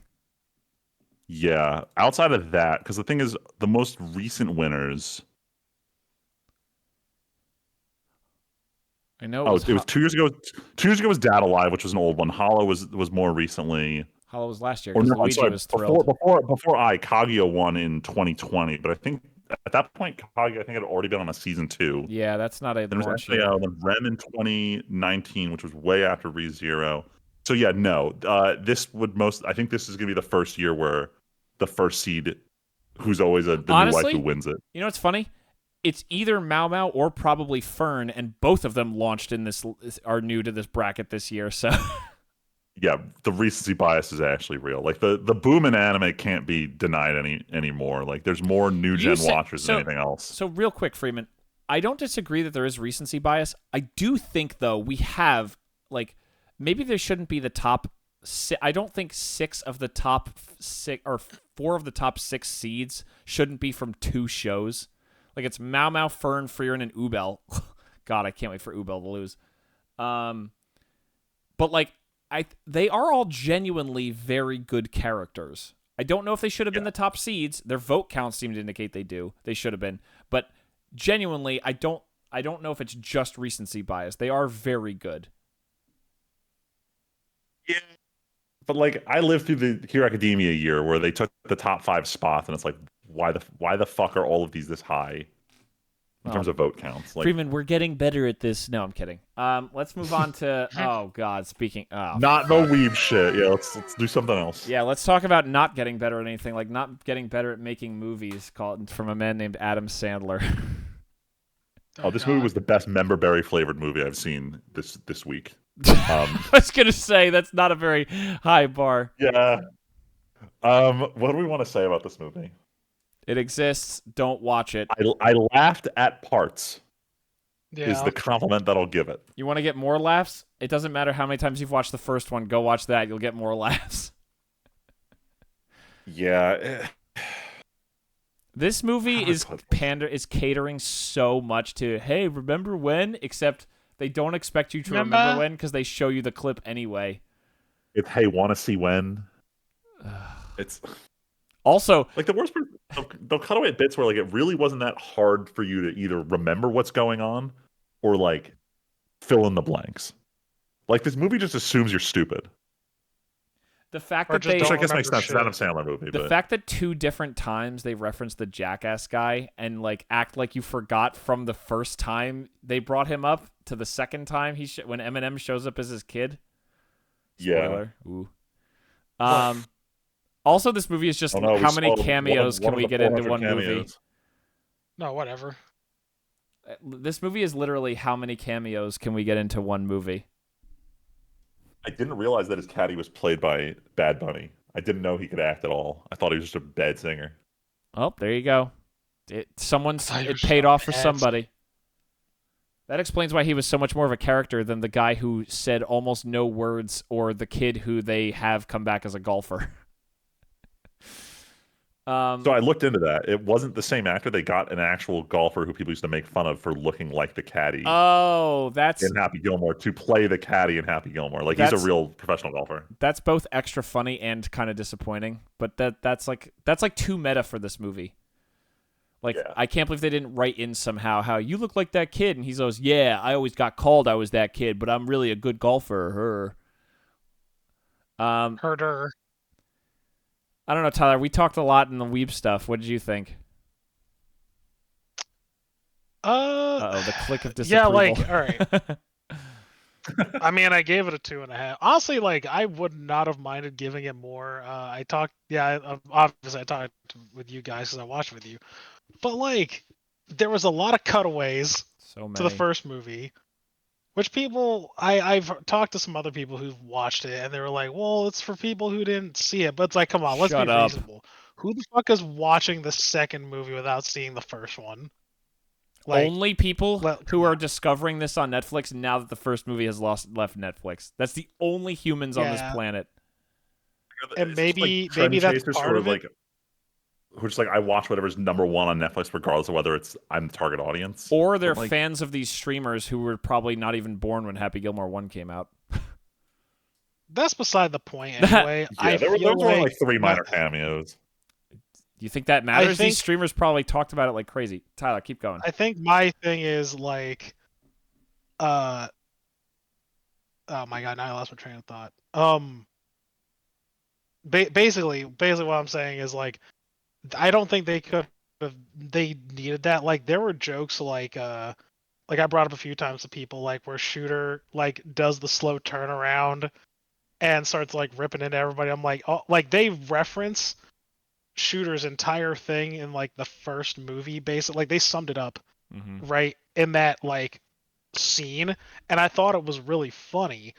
And the best part about it was like they didn't need to lean on cutaways to make that a good scene. Like the new stuff was actually pretty funny, and I think if they focused on the new stuff, like on new jokes and like new material, and without like this weird bullshit that they had going on, I honestly think it would have been a legitimately, I don't know if I would say good movie, but at least like more than decent. There are definitely moments wouldn't have ripped it apart. There are a lot of moments, honestly, as funny as it is to think about the kid actors being kind of lame, there are a lot of moments where the kids in the movie are on screen, and anytime the boys all start getting like hockey mode was actually pretty funny. Yeah, like there I is a good movie, I think. Like, remember when they're all beating on the car to get it to start, and Steve Buscemi comes over and hits the car once, and they're all like, "What the fuck? Why'd you hit my dad's car?" Yeah, that was actually like it's funny. Good. So yeah, there was actual comedy in this movie. So I was saying, like, I laughed at parts. There's still comedy in it, but it's the overall package is just. I think there's two things that really ding the movie. One of them is the PG-13 rating. You think of, while cursing isn't like essential to a good comedy, you think about Adam Sandler's character in the first movie. Like I referenced multiple times talking to you guys, the scene where he's cursing for like 10 minutes in the background with bleeps while the TV is running in the office. And how funny that scene is just because he keeps going and then it cuts back to real and he's still cursing like it's not bleeped anymore. That was just funny. And they tried to kind of do that with a lot of the cuts of like, ooh, we're going to have him almost say like, motherfuck, and then cut. And it's like, no, it was funny when he would just like shout in people's faces. But also I think one of the biggest problems, Suck my white ass ball. yeah, like you couldn't do that in this movie. But the flip side of that is Adam Sandler legitimately operating at 5% power for this movie. Yeah. Like it's really depressing to actually kind of watch. Like he's like, oh man, I gotta get back Chubbs. What would I do here? Go to my happy place. Oh my god, Chubbs, I'm gonna blah blah blah blah blah. Like, he's like, other than a few moments with his sons where they kind of get like that he like siphons their energy to kind of get awake, he's just like fucking sleepwalking through this movie. Like, holy shit. And they kind of meme on it where he's like wearing the sunglasses, or the one of the other funny new jokes, the drinking out of everything. Actually enjoyed that bit. Actually a funny bit. Like when he opens the remote, or the cuckoo clock brings out a little bottle of Jack, like, dude, it's fucking stupid. And like those bits were fun. Like I said, yeah, stupid funny. Stupid is still funny. Good. Like, it's actually, weirdly enough, pretty good. Oh, and then Tyler, you made the perfect reference to Team Maxi with Globo Gym, but it's not got none of the personality of Globo Gym. Yes. But also the horrifying CGI when they do the super swing. That's so bad. That's so unnerving. Fucking garbage. Oh God. Like, as soon as you're in a Happy Gilmore movie, you're like, we have to X-ray to enhance our golfers. It's like, nope, you lost the plot. Because in the first movie, how does the first movie end? In spite of Happy being so good at driving the ball, Shooter is still one stroke separated from Happy by the end of that movie. Like, it's not like Happy is magically the greatest hero, Jesus of golf. Like, he is still a guy who's just very good at golf because he has an advantage of driving the ball far, but they like try to act like this is this insane, impossible advantage, but then they show none of the golf that these guys are doing outside of like the one shot that somehow Happy, of course, beats the guy with the longest drive in history because he thinks about Chubbs and he's really mad. Anyway, I don't think we have much more to say about it. Oh, also the CGI really sucked. There was a lot of moments of like anytime the Maxi stuff is happening and they're like, "Ooh, look at this helicopter shot of this totally real golf course." And it's like, boy, this looks fucking terrible. Netflix level CG.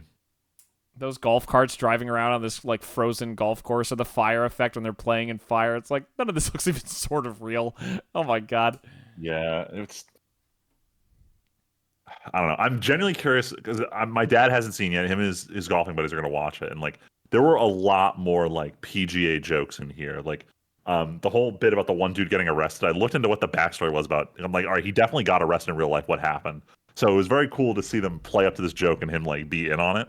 So I feel like if you're into PGA, there's probably a lot more jokes that went over our heads that would make this a little bit more enjoyable. You know what is a really funny, like not funny, but it's like almost an awkward sub-level of this? You know how the Saudi Arabian like Oops All Money competitor tour has been showing up? Golfers from both of those, from that and the PGA, are both in this movie playing on the PGA team.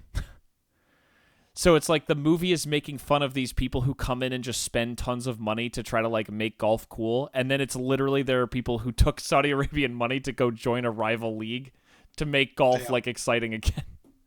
Yeah. Wild. Very goofy. I don't know. Hopefully it pays off and people want to play golf after watch this movie. I don't see how this is going to happen, but okay. It's not going to revolutionize a sport or like make...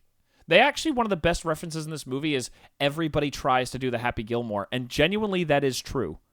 There is no golf course in the world that has not had someone try to do this move at it, like every day. I mean, I definitely stole Happy's putting style for a little while. All right. Just tappy. All right, I am now done for the night. Have fun, guys. All right, cool. I'll blitz through these. So in reverse chronological order of movies I saw. So last Sunday I went to go see Fantastic Four: First Steps. This was a compromise. I don't want to watch superhero movies in theaters. My other friend group was like, let's go watch Superman. I said, fuck no, I'd rather see Fantastic Four. So I went to go see that instead. I'd only seen the first Fantastic Four movie. I didn't see Rise of Silver Surfer. I didn't see anything else. I did see, what is it? I forget which Marvel movie it is where we see another Reed Richards, and he's played by what's his face? Oh, that was Doctor Strange. It was Doctor Strange. Multiverse. Yeah, so I have a decent exposure to Fantastic Four. I'll say the casting of this was very good. The plot was kind of boring. I'll give it that. They did a terrible job of hyping up that this was going to be super important if you saw Thunderbolts, given that there's a tie-in to Fantastic Four in the Thunderbolts post-credit scene that is, at this point, completely unanswered by this movie. So it kind of hurts to get baited by that. I'm pretty sure the first couple minutes of the next Avengers are going to loop everything together, but not a bad movie. It wasn't an origin movie. They do at the very beginning, they're like, you already know the story. Here's how it is. We're just going to jump in. And I appreciate that we're not doing an origin story. So all in all, not a bad Marvel movie, but it wasn't like great, and I'm not recommending it to people. Boo. Yeah. I mean, I'm also just kind of jaded. I have not been super like I really enjoyed Thunderbolts. So it's not that I straight up can't enjoy a Marvel movie anymore. It's just like you need to do something you haven't already done before. All the power to you. I'd actually recommend staying away from Marvel until it certifiably gets better. But like, there was nothing that this movie did that they haven't done in another movie already. Like, there's nothing novel about this, and that's what I'm kind of annoyed of. Is like, unless you're going to do something truly unique with this movie, I don't need to watch this. Anyway, in terms of things that are unique, the Scary Movie franchise. Up until this weekend, last weekend, I had never seen Scary Movie 1. I'd seen Scary Movie 2 at random points, and I'd seen Scary Movie 3 like a bajillion times because I love it. But I'd never actually seen Scary Movie 1. So I was like, let's watch this. So I watched through it, and I enjoy it as being like the first movie in this company's line of parody movies. And you can very much feel the difference between where they went to and where they started. So I really enjoyed watching Scary Movie 1 for what it was. I don't have too much else to say other than just it was very funny, and tonally was a lot different than 2 and 3. And I thought it was kind of refreshing in a weird reverse chronological order kind of thing. But yeah, not to say about Scary Movie 1. Just I mean, I'm surprised that you guys are surprised I haven't seen it. There's so many movies that I haven't watched. Oh yeah, that's right. You are the one who hasn't seen a lot. And the biggest problem is it's not that I don't want to watch these movies, that everyone I know has seen them and no one wants to rewatch. So I'm stuck in either I watch them on my own or I never see them land, which is why this ends up happening. I don't remember. Right, I don't remember ever seeing them. So I'm going to start putting together the grand list of movies that I haven't seen that almost everyone I know has seen. I'm going to start figuring out who wants to rewatch what and get the ball rolling, because I need to watch more good movies. Moving on. How do I want to start this topic here? So, listeners, you know what Uma Musume is, right? The horse girls game that's taken over the world by storm. I am fighting the urge to play this because Why? I'm going to explain why. Because I want nothing to do with the waifus. This is so fucking stupid. I do not need another waifu gacha game. And then I saw the gameplay. And I think I was messaging Liz about this one because we were joking about Uma Musume. But back in the day, my family used to go to Dave & Buster's all the time because they had this arcade station called the Sega Derby Racers Club, which was this 8-player arcade game with a giant screen up top where you sit down at this bar, you pick a horse, you start raising them, and then all 8 players who are sitting around you, and then 8 players they pull from other stations around the world, all race in a derby up on the big screen. And then after you do like 20 races, something, your horse retires, they print the horse out on a card, you can use it to breed other ones. And my family was obsessed with this game. We would go to Dave & Buster's just to play this game. I loved it. And I see what the actual like gameplay is of the races and raising horses, and I'm pausing like, you gotta be fucking kidding me. This is Sega Derby Racers Club. So I'm resisting the urge to play this game. I don't want to get sucked into a gacha. I fucking hate it. So I'm avoiding like the plague. But I've heard very good things about the recent anime that they've done. So I picked up Uma Musume Cinderella Grey, which season 1 wrapped last season. I think season 2, another 12 is going to be next year. And I'm going to give my verdict on this. If you got rid of the horse ears and the tails, this would be the best track anime they've ever made. Because it's just about girls running. Man, I don't need to hear this. And normally I'd say avoid this show because it's stupid. But Man. actually, you can avoid this. But I will say this: I want to show you guys this 3-minute clip from one of the movies. Oh god. Because the animation that they use during the hype running sequences is what's making me want to watch this show. Like the races are crazy, actually entertaining, really well drawn.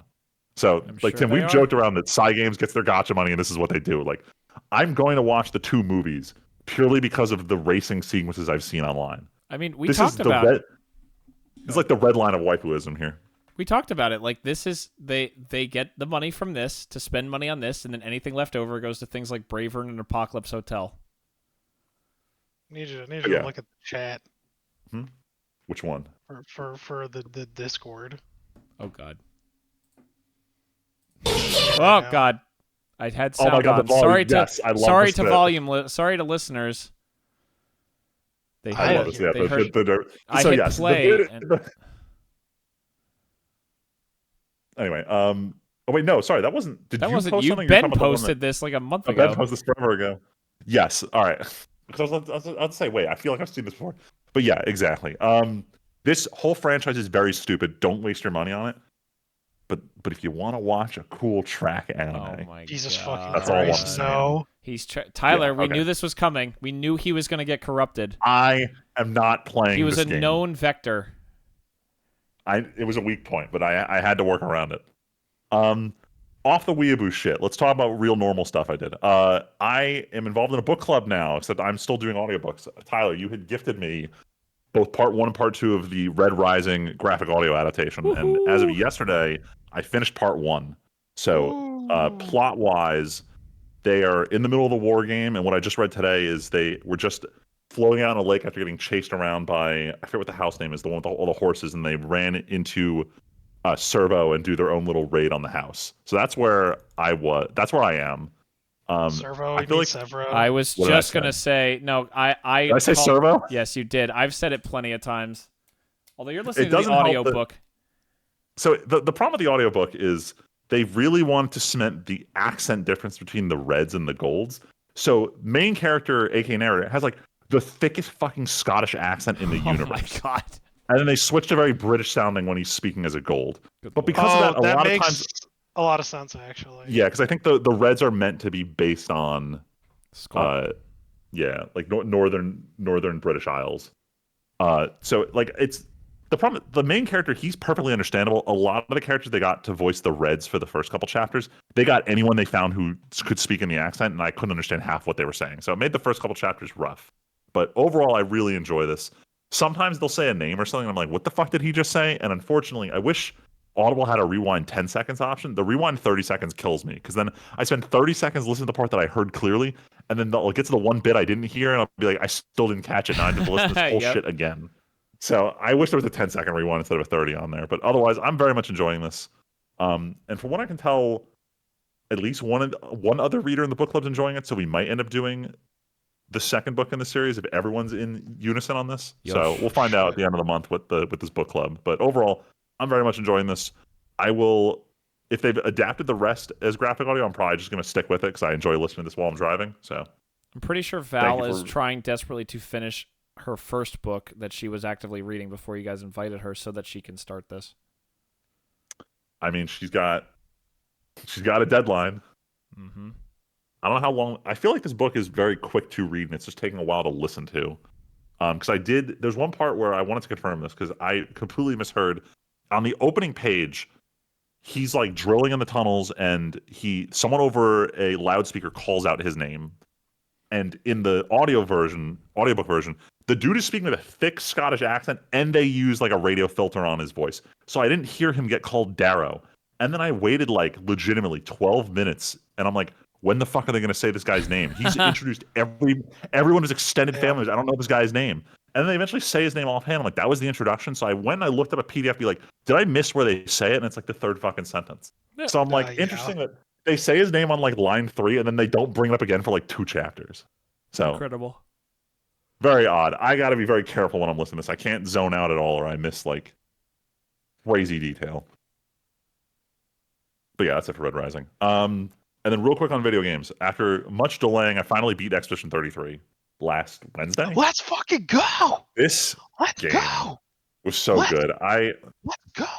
I'm hesitant about whether I want to jump back in and try and do post game content or take a break and come back, because I feel like I got baited on the final boss here, because the legitimately the mini boss before the final boss was like 10 times harder, and I was shocked at how easy the final boss was relative to that guy.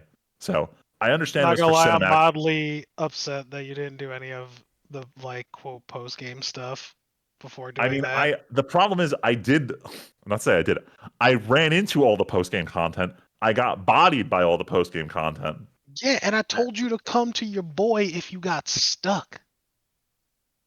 I told you, Look, and you didn't, because you hate me. good lord, You hate me. You hate me. good lord. Yeah, good Yeah. lord. I mean, I need to play it. I can't say I beat Expedition 33 and then be like, who the fuck is Simon? Like, I need to go and do the rest of the shit in here. Honestly, you don't need to fuck with Simon. I need to get like, bodied by him to understand it, or I just dude, watch a YouTube video. Getting bodied by Simon is Part of the I experience. still don't know how to fucking beat him. I never beat him. He's the only thing I can't do. I haven't done so far in that game. Gotcha. So you've beaten everything else? Yes. Yeah, I'll get to it at some point. At some point. Yeah. Man, I heard this about the fucking Witcher, dog. You know And what? then you had me stop playing Witcher to play this. Yeah, because this is important. What the fuck? It's important. Now I've got to get back on Witcher. You're just not allowed to win. Listen, that's what I'm gonna do you just gotta go through. There's good context stuff. That's all I'm saying. There's good context stuff. Look, I'm struggling at what game to do next. Finish I think I settled Witcher. that I'm gonna. It's either Witcher or I might just play Astro Box. It's not that long. It's not a story game, so I can just enjoy something that's light and gameplay heavy. And I already own it. But in terms of games I tried out this week, this one's one that I was excited for initially when we saw it at like the summer. Was it the Summer Games Fest last year, or was it like a later one? Mecha Break, the free-to-play almost hero shooter that's very Gundam inspired. It launched, I think, maybe 2-3 weeks ago. And our buddy Peter that we play Magic with, he's also into building gunplay. He was like, bro, you got to play it. You have to try this game out. So I logged in last week to play it. Just like with Monster Hunter, I spent like over an hour on the character creator, which is kind of pointless because you're very rarely out of your mech, and it's just for like your emotes. And I jump in, I go to play it, and I am greeted with the single most disgusting fucking menu I've ever seen in my life. There are 5 tabs, each with 6 sub-tabs, that if you click anywhere on it, it brings you back to your first tab. All tabs don't have, they all have in-universe names. So if you want to go to the inventory, good luck guessing what word means inventory in this game. And which of the 5 sub-inventory tabs refer to what in this game. And there's no tooltips, there's no helping, there's multiple currencies. It's hard to tell which of these are premium and which ones are gameplay ones, even if you click on them. And the second you're in there, it's like, hey, do you want to unlock the new limited hero skin? It's only $75 US to unlock. And I get in here, I'm like, back the fuck up. What are with these expensive, not even micro, I'll call them macro transactions, on top of having, which just feels like just battle pass jump pushed in your face before anything else in the menu. And like, it left a sour taste in my mouth. This is one of these games where it's like, you got to log in every day to grind out your dailies, to do the weekly, or you're going to miss out on the limited time cosmetics that you can't see because you're inside your mech. Also, if you want to dye your mech, there's 400 channels, and you have to pay to unlock each color for each channel, or get them as drops when you play the free-for-all. Oh my god, I'm trying to blank out what the mode would be called. Like PvPvE. I don't know. The point is, mechanically, the game is a lot of fun to fly around in a robot, but I do not fuck with this game design at all. Like, it felt like oppressively like, we want you to come in and make this game your life, and it's like, back the fuck off, dude. Like, I just want to play a robot game. Why are you trying to make this my life? And this ties into what we were saying before about the whole, like, everyone kind of already has a live service game, and they don't want to pick up another. And like, I don't want to pick this up. Like, I just want to jump in and play a round and not feel like I got to be on some grind every single day to play this game. And it's enough that I almost don't want to log in, because it's like, this is kind of, it came on too strong. It also doesn't help that they also haven't fully translated the game, and you'll go through certain parts of the menu, it's just still in Chinese. Oh, God. So not amazing quality. But yeah, gameplay wise, it's better than anything Bandai's put out regarding Gundam in the last 10 years. So it really sucks because this is like the answer to mecha fans. They very clearly had a budget because during the opening cinematic, they played a song and I'm sitting here like, wow, this drum beat sounds a lot like Hiroyuki Sawano, the composer from Attack on Titan. And then it keeps going, and then a singer cuts in like, wow, this sounds a lot like the singer from the Fate Strange Fake opening, done by Hiroyuki Sawano. There's no way though, is there? And of course, yes, he did an original song for this game. So they very clearly had the budget and team behind it, but they've got like the shittiest Chinese monetization system in here. So, Oh yeah, thumbs down. Speaking of Chinese stuff, we didn't even talk about the Horizon Zero Dawn knockoff that Sony's actually suing Tencent for, which is crazy. It's weird though, because like Tyler, you played the Horizon franchise, right? Yeah, I played both 1 and 2. Would you say it has a distinct and unique aesthetic to it? Nope. That's the thing. It screams of like every Unreal game in the world feels like this aesthetic. I'm going to say something meaner. Oh, go ahead. Tyler, do you think Horizon Zero Dawn has anything unique to it? Damn. I mean, I do like its world building stuff. Sure. I think its world building stuff is fun. Okay. But yeah, you're not wrong. It's not like it brings anything new to the table, honestly. But hey, everybody's just gonna sue people. That's just the deal these days, man. Yeah, I don't know. It's from the promotional artwork that I saw in some of the lawsuit documents. Yeah, it looks real fucking close, but it's also like it's almost like it's just not unique enough for me to say that this is really a copy. It all just looks way too generic. I think it just looks like they just took the concept and so marginally tweaked it. Like you look at some of those side by sides, and it's like, man, try not to try not to copy the homework meme. Like, also, as part of this filing, we found out that apparently the Horizon series, between 2 games and 2 re-releases, including PC, they've sold 38 million copies of Horizon games. Now that doesn't mean bundles, pack-ins, whatever. But yeah, 38 million copies across 4 different titles is pretty impressive for a thing that feels like it's had almost no cultural impact at all. Yeah, I mean, the thing is, I feel like I don't know anyone who says they hate the Horizon franchise. Either Nope. you played it and enjoy it, or you just haven't played it. Or you just dropped it like I did. You're just kind of like, this is kind of boring. I don't hate this. It's just boring.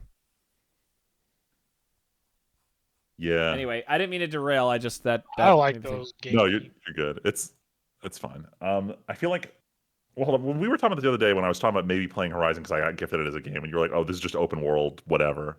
Yep. Is it a case where like Horizon 1 came out early enough in the open world era that it wasn't drowned out? Whereas like if it released today, it probably wouldn't be. No, every Horizon game and noteworthy. re-release has come out against some bigger release. Like I think the first one came out against Breath of the Wild. It came out against Breath of the Wild. Yeah. Actually, that's the reason why I actually played Horizon, because I didn't have a Switch at the time, and I was like, I'll give Horizon a shot. And I was like, dang, I like this game. This was fun.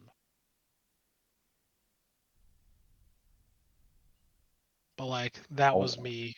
Yeah, I mean, I plan to get around to it. I think the issue is when I play open world games now, especially after last year with the whole Final Fantasy VII debacle, on top of falling out of love with Spider-Man because I tried to complete every fucking objective on the map, is I shouldn't be map completing open world games. I just play main objectives. Is how I need to approach it going forward. Freeman, it is so funny you say that because one of the streamers who, well, I don't watch him, but I listen to a podcast he's on. He said on this last episode I was just listening to, he is going to start a series on Twitch where he plays just the main line of games because he is burning out by 100% completing every game he plays. And he's learning to not love these games because he gets sidetracked in the dumb side content that's just not as good and drowns out the good of the game with just too much side content that's less good and just misses out on finishing and enjoying it because he doesn't like it anymore. So it's very funny to hear you say that exact same thing. Definitely learning my lesson of don't let yourself get tired of the game before you go to do the final quest. Play the final quest while you're still in the game. While you're still interested in the game. Damn it, Freeman. I get what you're saying, but fuck. I know, because it all comes back to exposition so 30. good, bro. Dude, it's worth it, bro. The story, there's Dude, good story all content. right, fine. I'm throwing the gauntlet down here. I could not stand wasting 2 hours of my life getting bodied by every spot I went to in Act 3, and I said, fuck it. Before I get pissed and don't want to play this game anymore, I'm going to just do the final boss. That's why I said come to me. This is why. Because I was you, and I'm like, nah, like, I gotta figure something out. I was bad at dodging is what it was. Damn. I just need to spend more time learning the attack patterns, and I was like, I don't actually want to right now. Don't blame you. I just want closure. I feel like Gustav's. I'm not going to finish that sentence because I don't know who has or hasn't finished this game yet, but I needed closure. It's fine. It's okay. All right. Anyway, I'm done. Tyler, the floor is yours. Oh yeah. I watched The Voyeurs. As far as movies go, that hasn't been mentioned. It has Sydney Sweeney and that guy from the live-action Pokemon movie. The one who played, I would say Ash, but you mean the main character, right? Yeah, the main character. It's really funny because like he was fine in the live-action Pokemon movie, and in this movie it was like, what the fuck? It's an unremarkable movie. Dude, I don't know if it was the directing. It might have been the directing because he had this accent at the beginning of the movie, and it dropped off around Act 2. Don't know what happened or like where it went to. Okay. Who the fuck knows? But yeah, like it was not. It was nothing remarkable or like anything good to write home about. That's it. I could talk about what it is as just a couple moves across the street from another couple, and they start spying on them. Basically, hilarity ensues. It's one of those erotic thrillers, like one of the like those movies that were really big in like the mid to late 2000s. Sometimes they show up on Lifetime. Gotcha. Yeah, it's one of those movies. I mean, for anybody, see, this will pique everybody's interest. Sydney Sweeney is nude in it, so like, that's it. Other than that, I think it was okay. Yeah, that piques everybody's interest. But other than that, I do think it's like a solid movie if you're into like those kinds of things. It's kind of ridiculous, but like that, all of those like kind of like weird thriller movies are all kind of the like all kind of like the very similar ridiculousness. So like if you're going in with realistic expectations, you're in for a bad time. I read a part of this book club called Piranesi by Susanna Clark. This guy, he exists in this, at least he calls it a manor, but really it's this weird place that is always flooding all the time. He like mentions it as the manor, but the inside of this manor does not resemble a manor, so to speak. Like it has stairs and hallways, but like these stairs and hallways lead to rooms with like vast oceans and like cliff sides and shit like that. It's kind of weird. Yeah. It does a very good job of hooking you. I wasn't a huge fan of the ending, but overall I thought it was kind of cool to see this character kind of exist in this space. It's also very short. So if like you like fantasy and like some mystery and stuff, albeit a little bit predictable, kind of how it goes. It was still a fun journey to experience. Also, like I said, it's a short read. I listened to it because it was free on Spotify, number one, if you have premium. So I listened to it. The narrator was pretty good too. But also I was gonna read it, and the source of where I acquire my books is no longer available. So, Oops. yep. So I'm listening to it. Okay, so the Just whole like Three thing. Body Problem. Yeah, so the whole thing is a 7-hour audiobook, which is not that long. Yeah, it's extremely short. I think it took my book club like 2 weeks to read it because they're very slow. But that's fine. And two things I haven't finished, or on to the next thing I haven't finished, but I'm in the middle of, but I have things to say. Is Tim, I understand people's frustration with Dragon Age 2. I am suddenly invested in this plot because boy, oh boy. Yeah, I was gonna say you thought you were done, I thought but when in they reality, pulled I'm me bringing you back back in. in. Please tell me Dude, what is wrong with Dragon I'm Age 2, getting it. Tyler. There's so many things wrong with Dragon Age 2. Oh, list them. So many things. I realize, why the fuck am I just a human? What do you mean? That's it. As opposed to I don't, as opposed to every other race that I could Oh. have been Oh. in Origins Awakening. It was like 5 hours in. I'm like, wait a minute. Why am I just a human? I was like, I Tyler, didn't get the option to pick anything I wanted. What the fuck is this? Yeah, it's called because this game would be way too hard to figure how to make it work for some of the other races. Yeah, so I did learn some things. I was talking to Michelle about it actually, and I probably brought this up, and this is also one of the reasons why I'm playing this series is that it's one of Michelle's like favorite like video game series, like worlds at least. Yep. So I'm like, fuck it, I'm gonna give the whole thing a go. She was telling me that this game was made under like severe crunch. Crazy crunch. Yeah, like at Freeman, as in like the EA went and told BioWare like you need to get this fucking game done in like a year. Yeah, EA Don't turbo take fucked this longer. game. It's crazy. And it sucks because deep down, I see Uh-huh. a good game. Uh-huh. There's something in there, right? Like there's good animations. Fucking my character has full voice acting, Mm-hmm. right? The companions, I think the companions are actually, as far as like depth and like likability goes, I like them so much more than Awakening Origins, funny enough. Like Varric is fun. I like him. He's my favorite so far. That's so funny because maybe it's because I was checked out of the game, or maybe I was just like so struck by how much I wasn't liking it right away that none of those companions pierced the surface at all. Yeah, I mean, you heard me in the first one. Like Yeah, you were like I could the count opposite. on You were one like, nah. hand.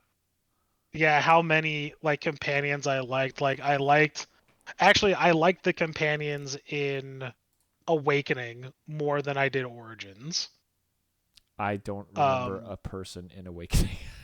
Anders, damn, you don't remember Anders? Okay, I remember Anders is Anders. cool as fuck, bro. Yeah, I mean, because Anders is important. Anders Anders is actually, really 'cause important. he's important, and he comes back, and he's In a two. companion in Dragon Age 2. Yeah, the whole thing with him being possessed and all that is a cool plot. Don't get me wrong. That Anders is like that's neat. cool. Varric But also, cool. I Like, get frustrated by Anders really bad later. You get frustrated by Anders sometimes. I mean, I'm a mage No, by in like this the end. one too, so I'm like, yo, Okay. I'm with you, Anders. Fuck these Templar motherfuckers, bro. So Tyler, here's the thing about Dragon Age 2. I don't know how you're supposed to give a fuck about the plot of half of this game if you don't play a mage. Yes. I like all of the Templar mage stuff that is all the time happening. Legitimately, I played through it as a mage too. If you're not a mage, why the fuck? I mean, I know it's the classic like, oh, you're an RPG hero, but also it's important. But like, there's so much stuff that's targeted you're at a mages. fucking action game hero, dog. See, so here, this brings me to the other point, right? The plot. Yes, because you're please, right. Where are I you? was even thinking something similar too, right? I am still in the get 50 gold stage of the game. Get 50 gold. Which is the whole fucking game. Which is the whole game. And you know what also is the whole fucking game? The city. Kirkwall is the fucking game. Yup. And I'm like, are you fucking serious? Dude, people talk about like, oh, Kirkwall, you got to explore every inch. Yeah, of the same texture in every single fucking square inch. Oh, what? Oh. No, what do you mean? Tim, you're absolutely wrong. What do you... No. Because we get Kirkwall during the day. Oh, shut. Okay. And we get Kirkwall Tyler, I thought you were about night. to be. I thought you were being serious for a second, and I was like, either I'm having a stroke and I don't remember at this game at all, or Tyler is like hard conning me right now. Oh yeah, no, I'm being facetious as fuck. This is terrible. Like I was complaining Tyler, to Michelle. I was like, sometimes you yo, leave I the got to town go- and go into one open field, running down a little ramp with some trees. nah, right? man, dude, it's the same. Freeman, it's the same open field. It's the same exact dungeon Tyler, every God. single how time. bad is it that I remembered that after not touching this game in like 15 years? I can still remember Dude. running down that little hill.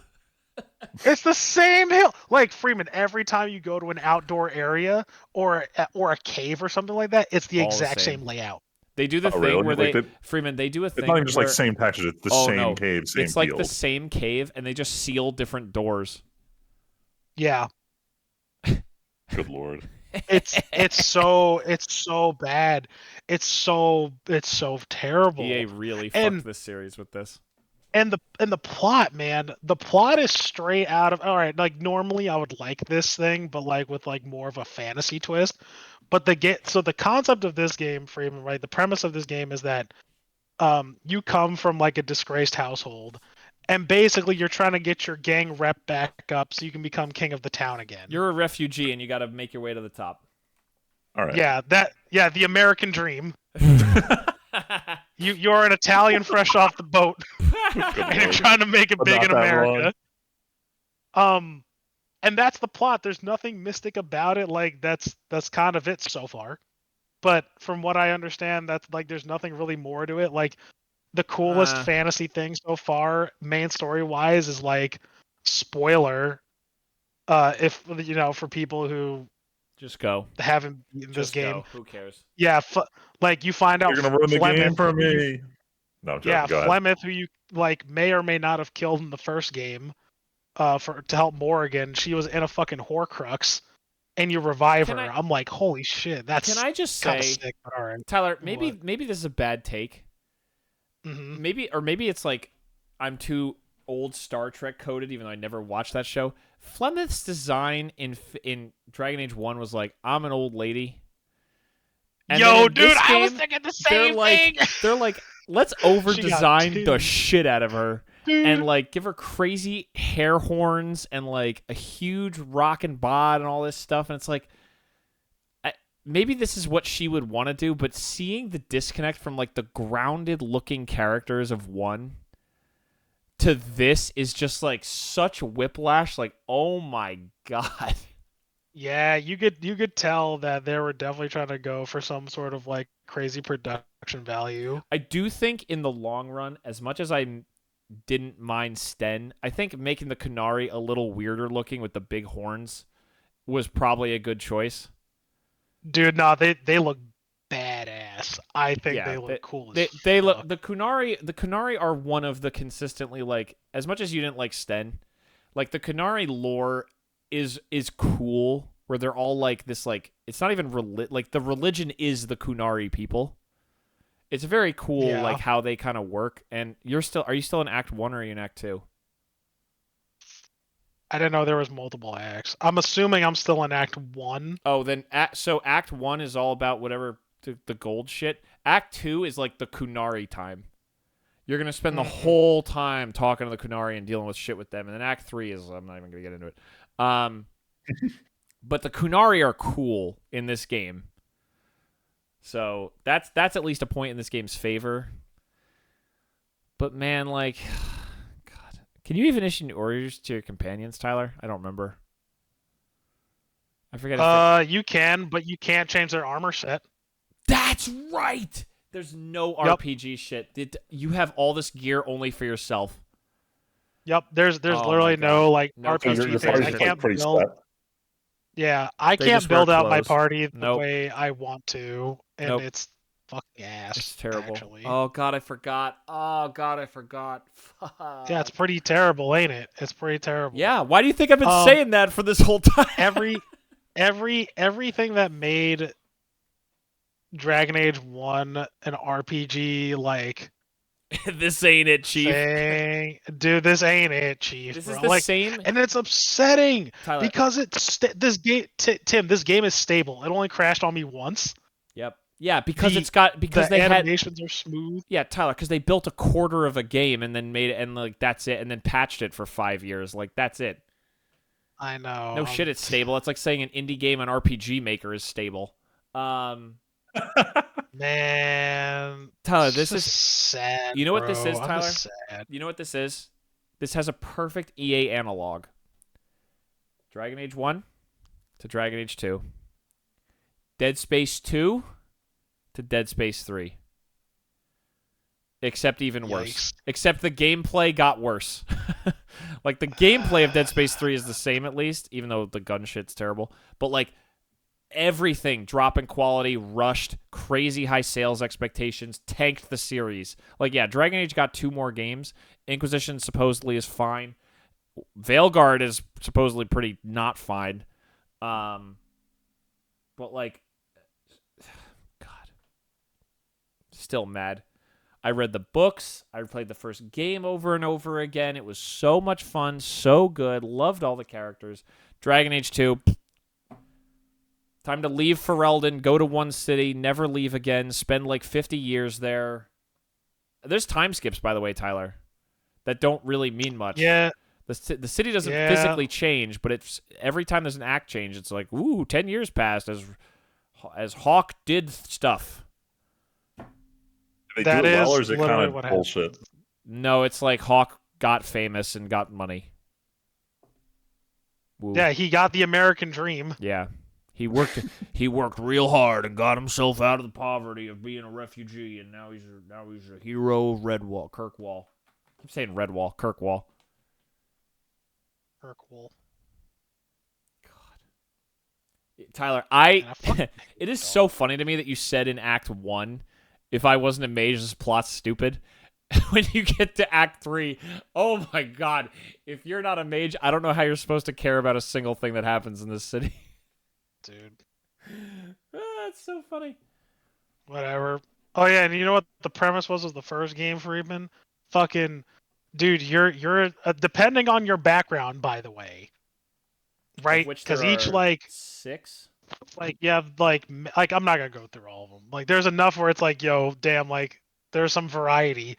But basically you work for this like ancient sect that is built around one purpose, and that's to kill like these demon spawn. And they have a weird mysterious ritual that you learn pretty right off the bat, and it's super fucked up. And it's all in service to kill these demon spawn and this arch demon spawn at the very end. I'm like, yo, this is my fantasy that I want. This is fantasy. This is fantasy. Final Fantasy. And then the later games, like this game gets into like the politics of Kirkwall, but then the later games get into like, oh, the end of the world is, oh, there's a new end of the world, and oh, the end of the world. Like, one of the things I kind of liked about 1, Tyler, is that the Darkspawn is like the end of Ferelden, but it's not necessarily like the world is dead. And then we talk about all these other places, and it's like, hey, you know how we were in Ferelden? We're going to leave Ferelden and then go to like a city block. And that's where you're going to spend the entire game. Like the entire game.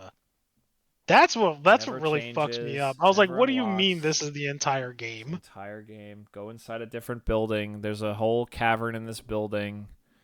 Go inside another building. There's a whole cavern in this building.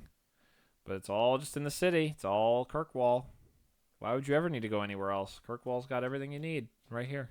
Kirkwall's got everything you need, fam. You can check out anytime you like, but you can never leave. All right, so Speaking of which, that's a perfect transition to the... Oh, fuck. Go ahead. No, I have one. My question was going to be: is if someone just wanted to dip their feet in the Dragon Age franchise, is Origins Dragon just Age the game 1. to play? Just play Origins. Dragon Age 1. Yeah, Okay. Origins, Awakening, and you could probably honestly just stop there. Gotcha. Tyler, so here's the what was last What was the question. perfect transition? Hold on. Never mind. I'll Go bring ahead. it back. Tyler. Well, actually, it's too early to say if you're going on to Inquisition after this. Because you might have the wife factor who pulls you to keep going. Does she like... Actually, Tyler, you said she loves this. Is this like she kept going after this? She likes Inquisition? Actually, funny enough, she's only played Inquisition and Veilguard. What? Yeah. She never played Origins and she loves Dragon Age. Nope. Hottest She, take, like, hottest take of the watching- episode, everybody. I my I've never heard that It is take really before in my fucking life. hilarious, actually. Never yeah, heard you that would take you in would my have never life. thought, would you? Do you think she'd like Origins? Yes. So Oh boy. the answer is yes, Tim. But she will not play it for the same reason why she will not play Star Wars Knights of the Old Republic. Too old. Can you guess why? Yep. Fuck. Damn. Yep. Because I told her, I was like, Michelle, like, you should play Knights of the Old Republic. And she's like, yeah, but it's so old. I was like, no, Michelle, it doesn't please. matter. It's so good. I told her, I was like, you would love this game. And she's like, I just can't. Tyler, and I'm like, your wife hates BioWare. Because those are like no, two she of the... loves BioWare. No, That's shut up. the problem. Those are two of their greatest games ever made, and she refuses to play them because of the gameplay being great and them being tell old is me fine. about it. Tell me about it. I know. Of course I will, because I got you to play both these games. Well, okay. Yeah, Michelle between now, you and her, Yeah. you guys have got me to play Knights of the Old Republic. Like, I partially played Knights of the Old Republic, like, for you and her, because, like, I was on a big Star Wars kick, and I'm like, dang, this is fucking good as shit, dog. Yeah. God damn. So, oh my god. Oh, it's so bad. You think I'm not upset? I'm not saying you're not, but I'm hearing it for the first time, so you can hear my pain. You've had time to process. Dude, yeah, true. Oh, This is God. true. Why I have would had you? time to process Michelle. where you haven't. Look, I can understand Dragon Age, as silly as that sounds, because Dragon Age is kind of a piece of shit to run. Like, it doesn't run well. KOTOR 1, well, actually, I don't know, on your computer. Nah, man, dude, you saw how many times you Yeah. witnessed me. Like, I crashed way more times in KOTOR 1 than I Dragon ever Age, did with yeah. Dragon Age 1. Like, once I figured out, like, Yeah. the right specs for DA1, You're pretty okay. the game ran smoothly. Yeah. So yeah. Dude, I don't know. Yeah, It's fine. Tyler, you want to take my original Xbox home and play KOTOR on that? Then you can play it on the TV. I'd fucking kill myself. No. Why? So that I run it on a fucking hard drive? No, thank you. Oh God. Dude, the load times I would shoot myself. They're not horrible. I can't go back. Of course. Tell- Speaking of can't go for back. real. Speaking of can't go back. Let's Speaking use of another can't go transition. back, I don't think I could go back. So it started with I was gonna play Warhammer It starts with one thing. because for real, my buddy got into it, or at least he got some stuff. Like he got some Warhammer models, and I was like, man, this always seemed pretty cool. And then my cousin's like, hey, I have a 3D printer that I need to offload somewhere. Can I store it at your house? And I'm like, fuck. All right. It was like the perfect storm. But the problem is I got a PLA like 3D printer from him. Like that's the kind I got. It doesn't do miniatures very well. And I'm not gonna get into why. It's not that complicated to understand, but like let's just say it's just not intuitive. So I bought some what's it called? Some models. And now I bought a kill team and a dreadnought. Damn. Wait, hold on. And I I'm need some scared. context. It starts with one thing. I need some I context. wasn't even kidding. Dude, what do you want me to send you? What I got? What's a dreadnought? Oh, dude. So a dreadnought, Oh man, here we Oh my go. right? God, In Warhammer lore, it's basically basically like an inch from death Space Marine, but they throw him in a fucking mech suit, so then he can fight forever. Like Okay, they I've seen this throw his before. rotting corpse in what is like a metal sarcophagus, and he just fights forever. They give him big ass guns and missile launchers. This looks like I'm forgetting what the unit name was from StarCraft 2. Fuck, what are these things called? StarCraft Are they 2. Vikings? Oh yeah, the little fly Oh no, and land. they kind of look like Thors. Oh yeah, They're like the big ground unit for Terrans in StarCraft 2. So like how large is the one you bought? Like human size. I Real think world. if you put it like up, I think it says like almost 4 inches tall. Okay. Like if you were to like put it together. Okay, so it's like half a high grade Gundam here. Yeah. Actually, And it's like they're all 4 inches. meant to be put on like a field and stuff. And I Actually, got maybe a not as tall as a high grade. yeah, and I got a what's it called? Like what's a like a, it's called like a kill team, which is like 10 units. All it is just a small like it's a smaller unit size so you can play with, but they want to get me into it, and I'm like, god damn it. So I'm gonna start playing with them hopefully at some point. Nice. Yeah. And then Michelle's like, she saw me paint my stuff, and she's like, because we saw the Warhammer store in Scotland, and she was like, oh, one of those dragons would be kind of cool, so I might Oh buy a dragon no, and paint it for her. Shyla, you Oh, have yeah. implicit approval. I do, which is terrible. Yep. She even was like, maybe you should get one of those other big robots to Oh fucking my paint. I'm like, god. you're not helping me at all. Like, what is this? She's your prime I even enabler. She really is. And you know what the thing is? Like, I honestly can't like. I would have to find like or make a shelf or something like that because I don't have the real estate for this. Nah, Like Tyler, you after guys have this, room. like You can make that's it it. work. Just find a shelf.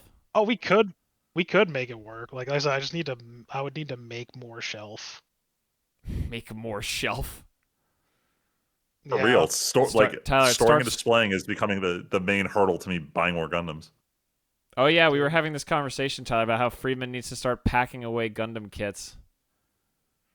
Mostly for the move, but the question is, how many am I going to permanently pack up and not put back on display because I'm running out of display space, Mm, and I don't want this that's to take over my entire living room.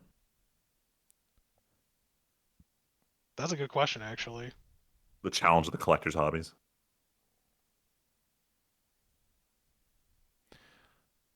I don't know. We could leave it up to a council vote. I think the council The has problem decided is- to end the podcast here Yeah, perhaps. just after 2 hours. Yeah, let's wrap it up. Let's do it, boys. All right. Before we have an entire hour of watched and played and our review of Dragon Age on top of other things, we're gonna end it here. But hey, we made it back in 2 weeks. That's a new record for a while. We haven't had an actual one after the other for quite a while. But until next time, which will hopefully be another 2 weeks, my name is Timpedia. Friedman. Just Tyler. And we'll catch you guys later. Thanks for listening.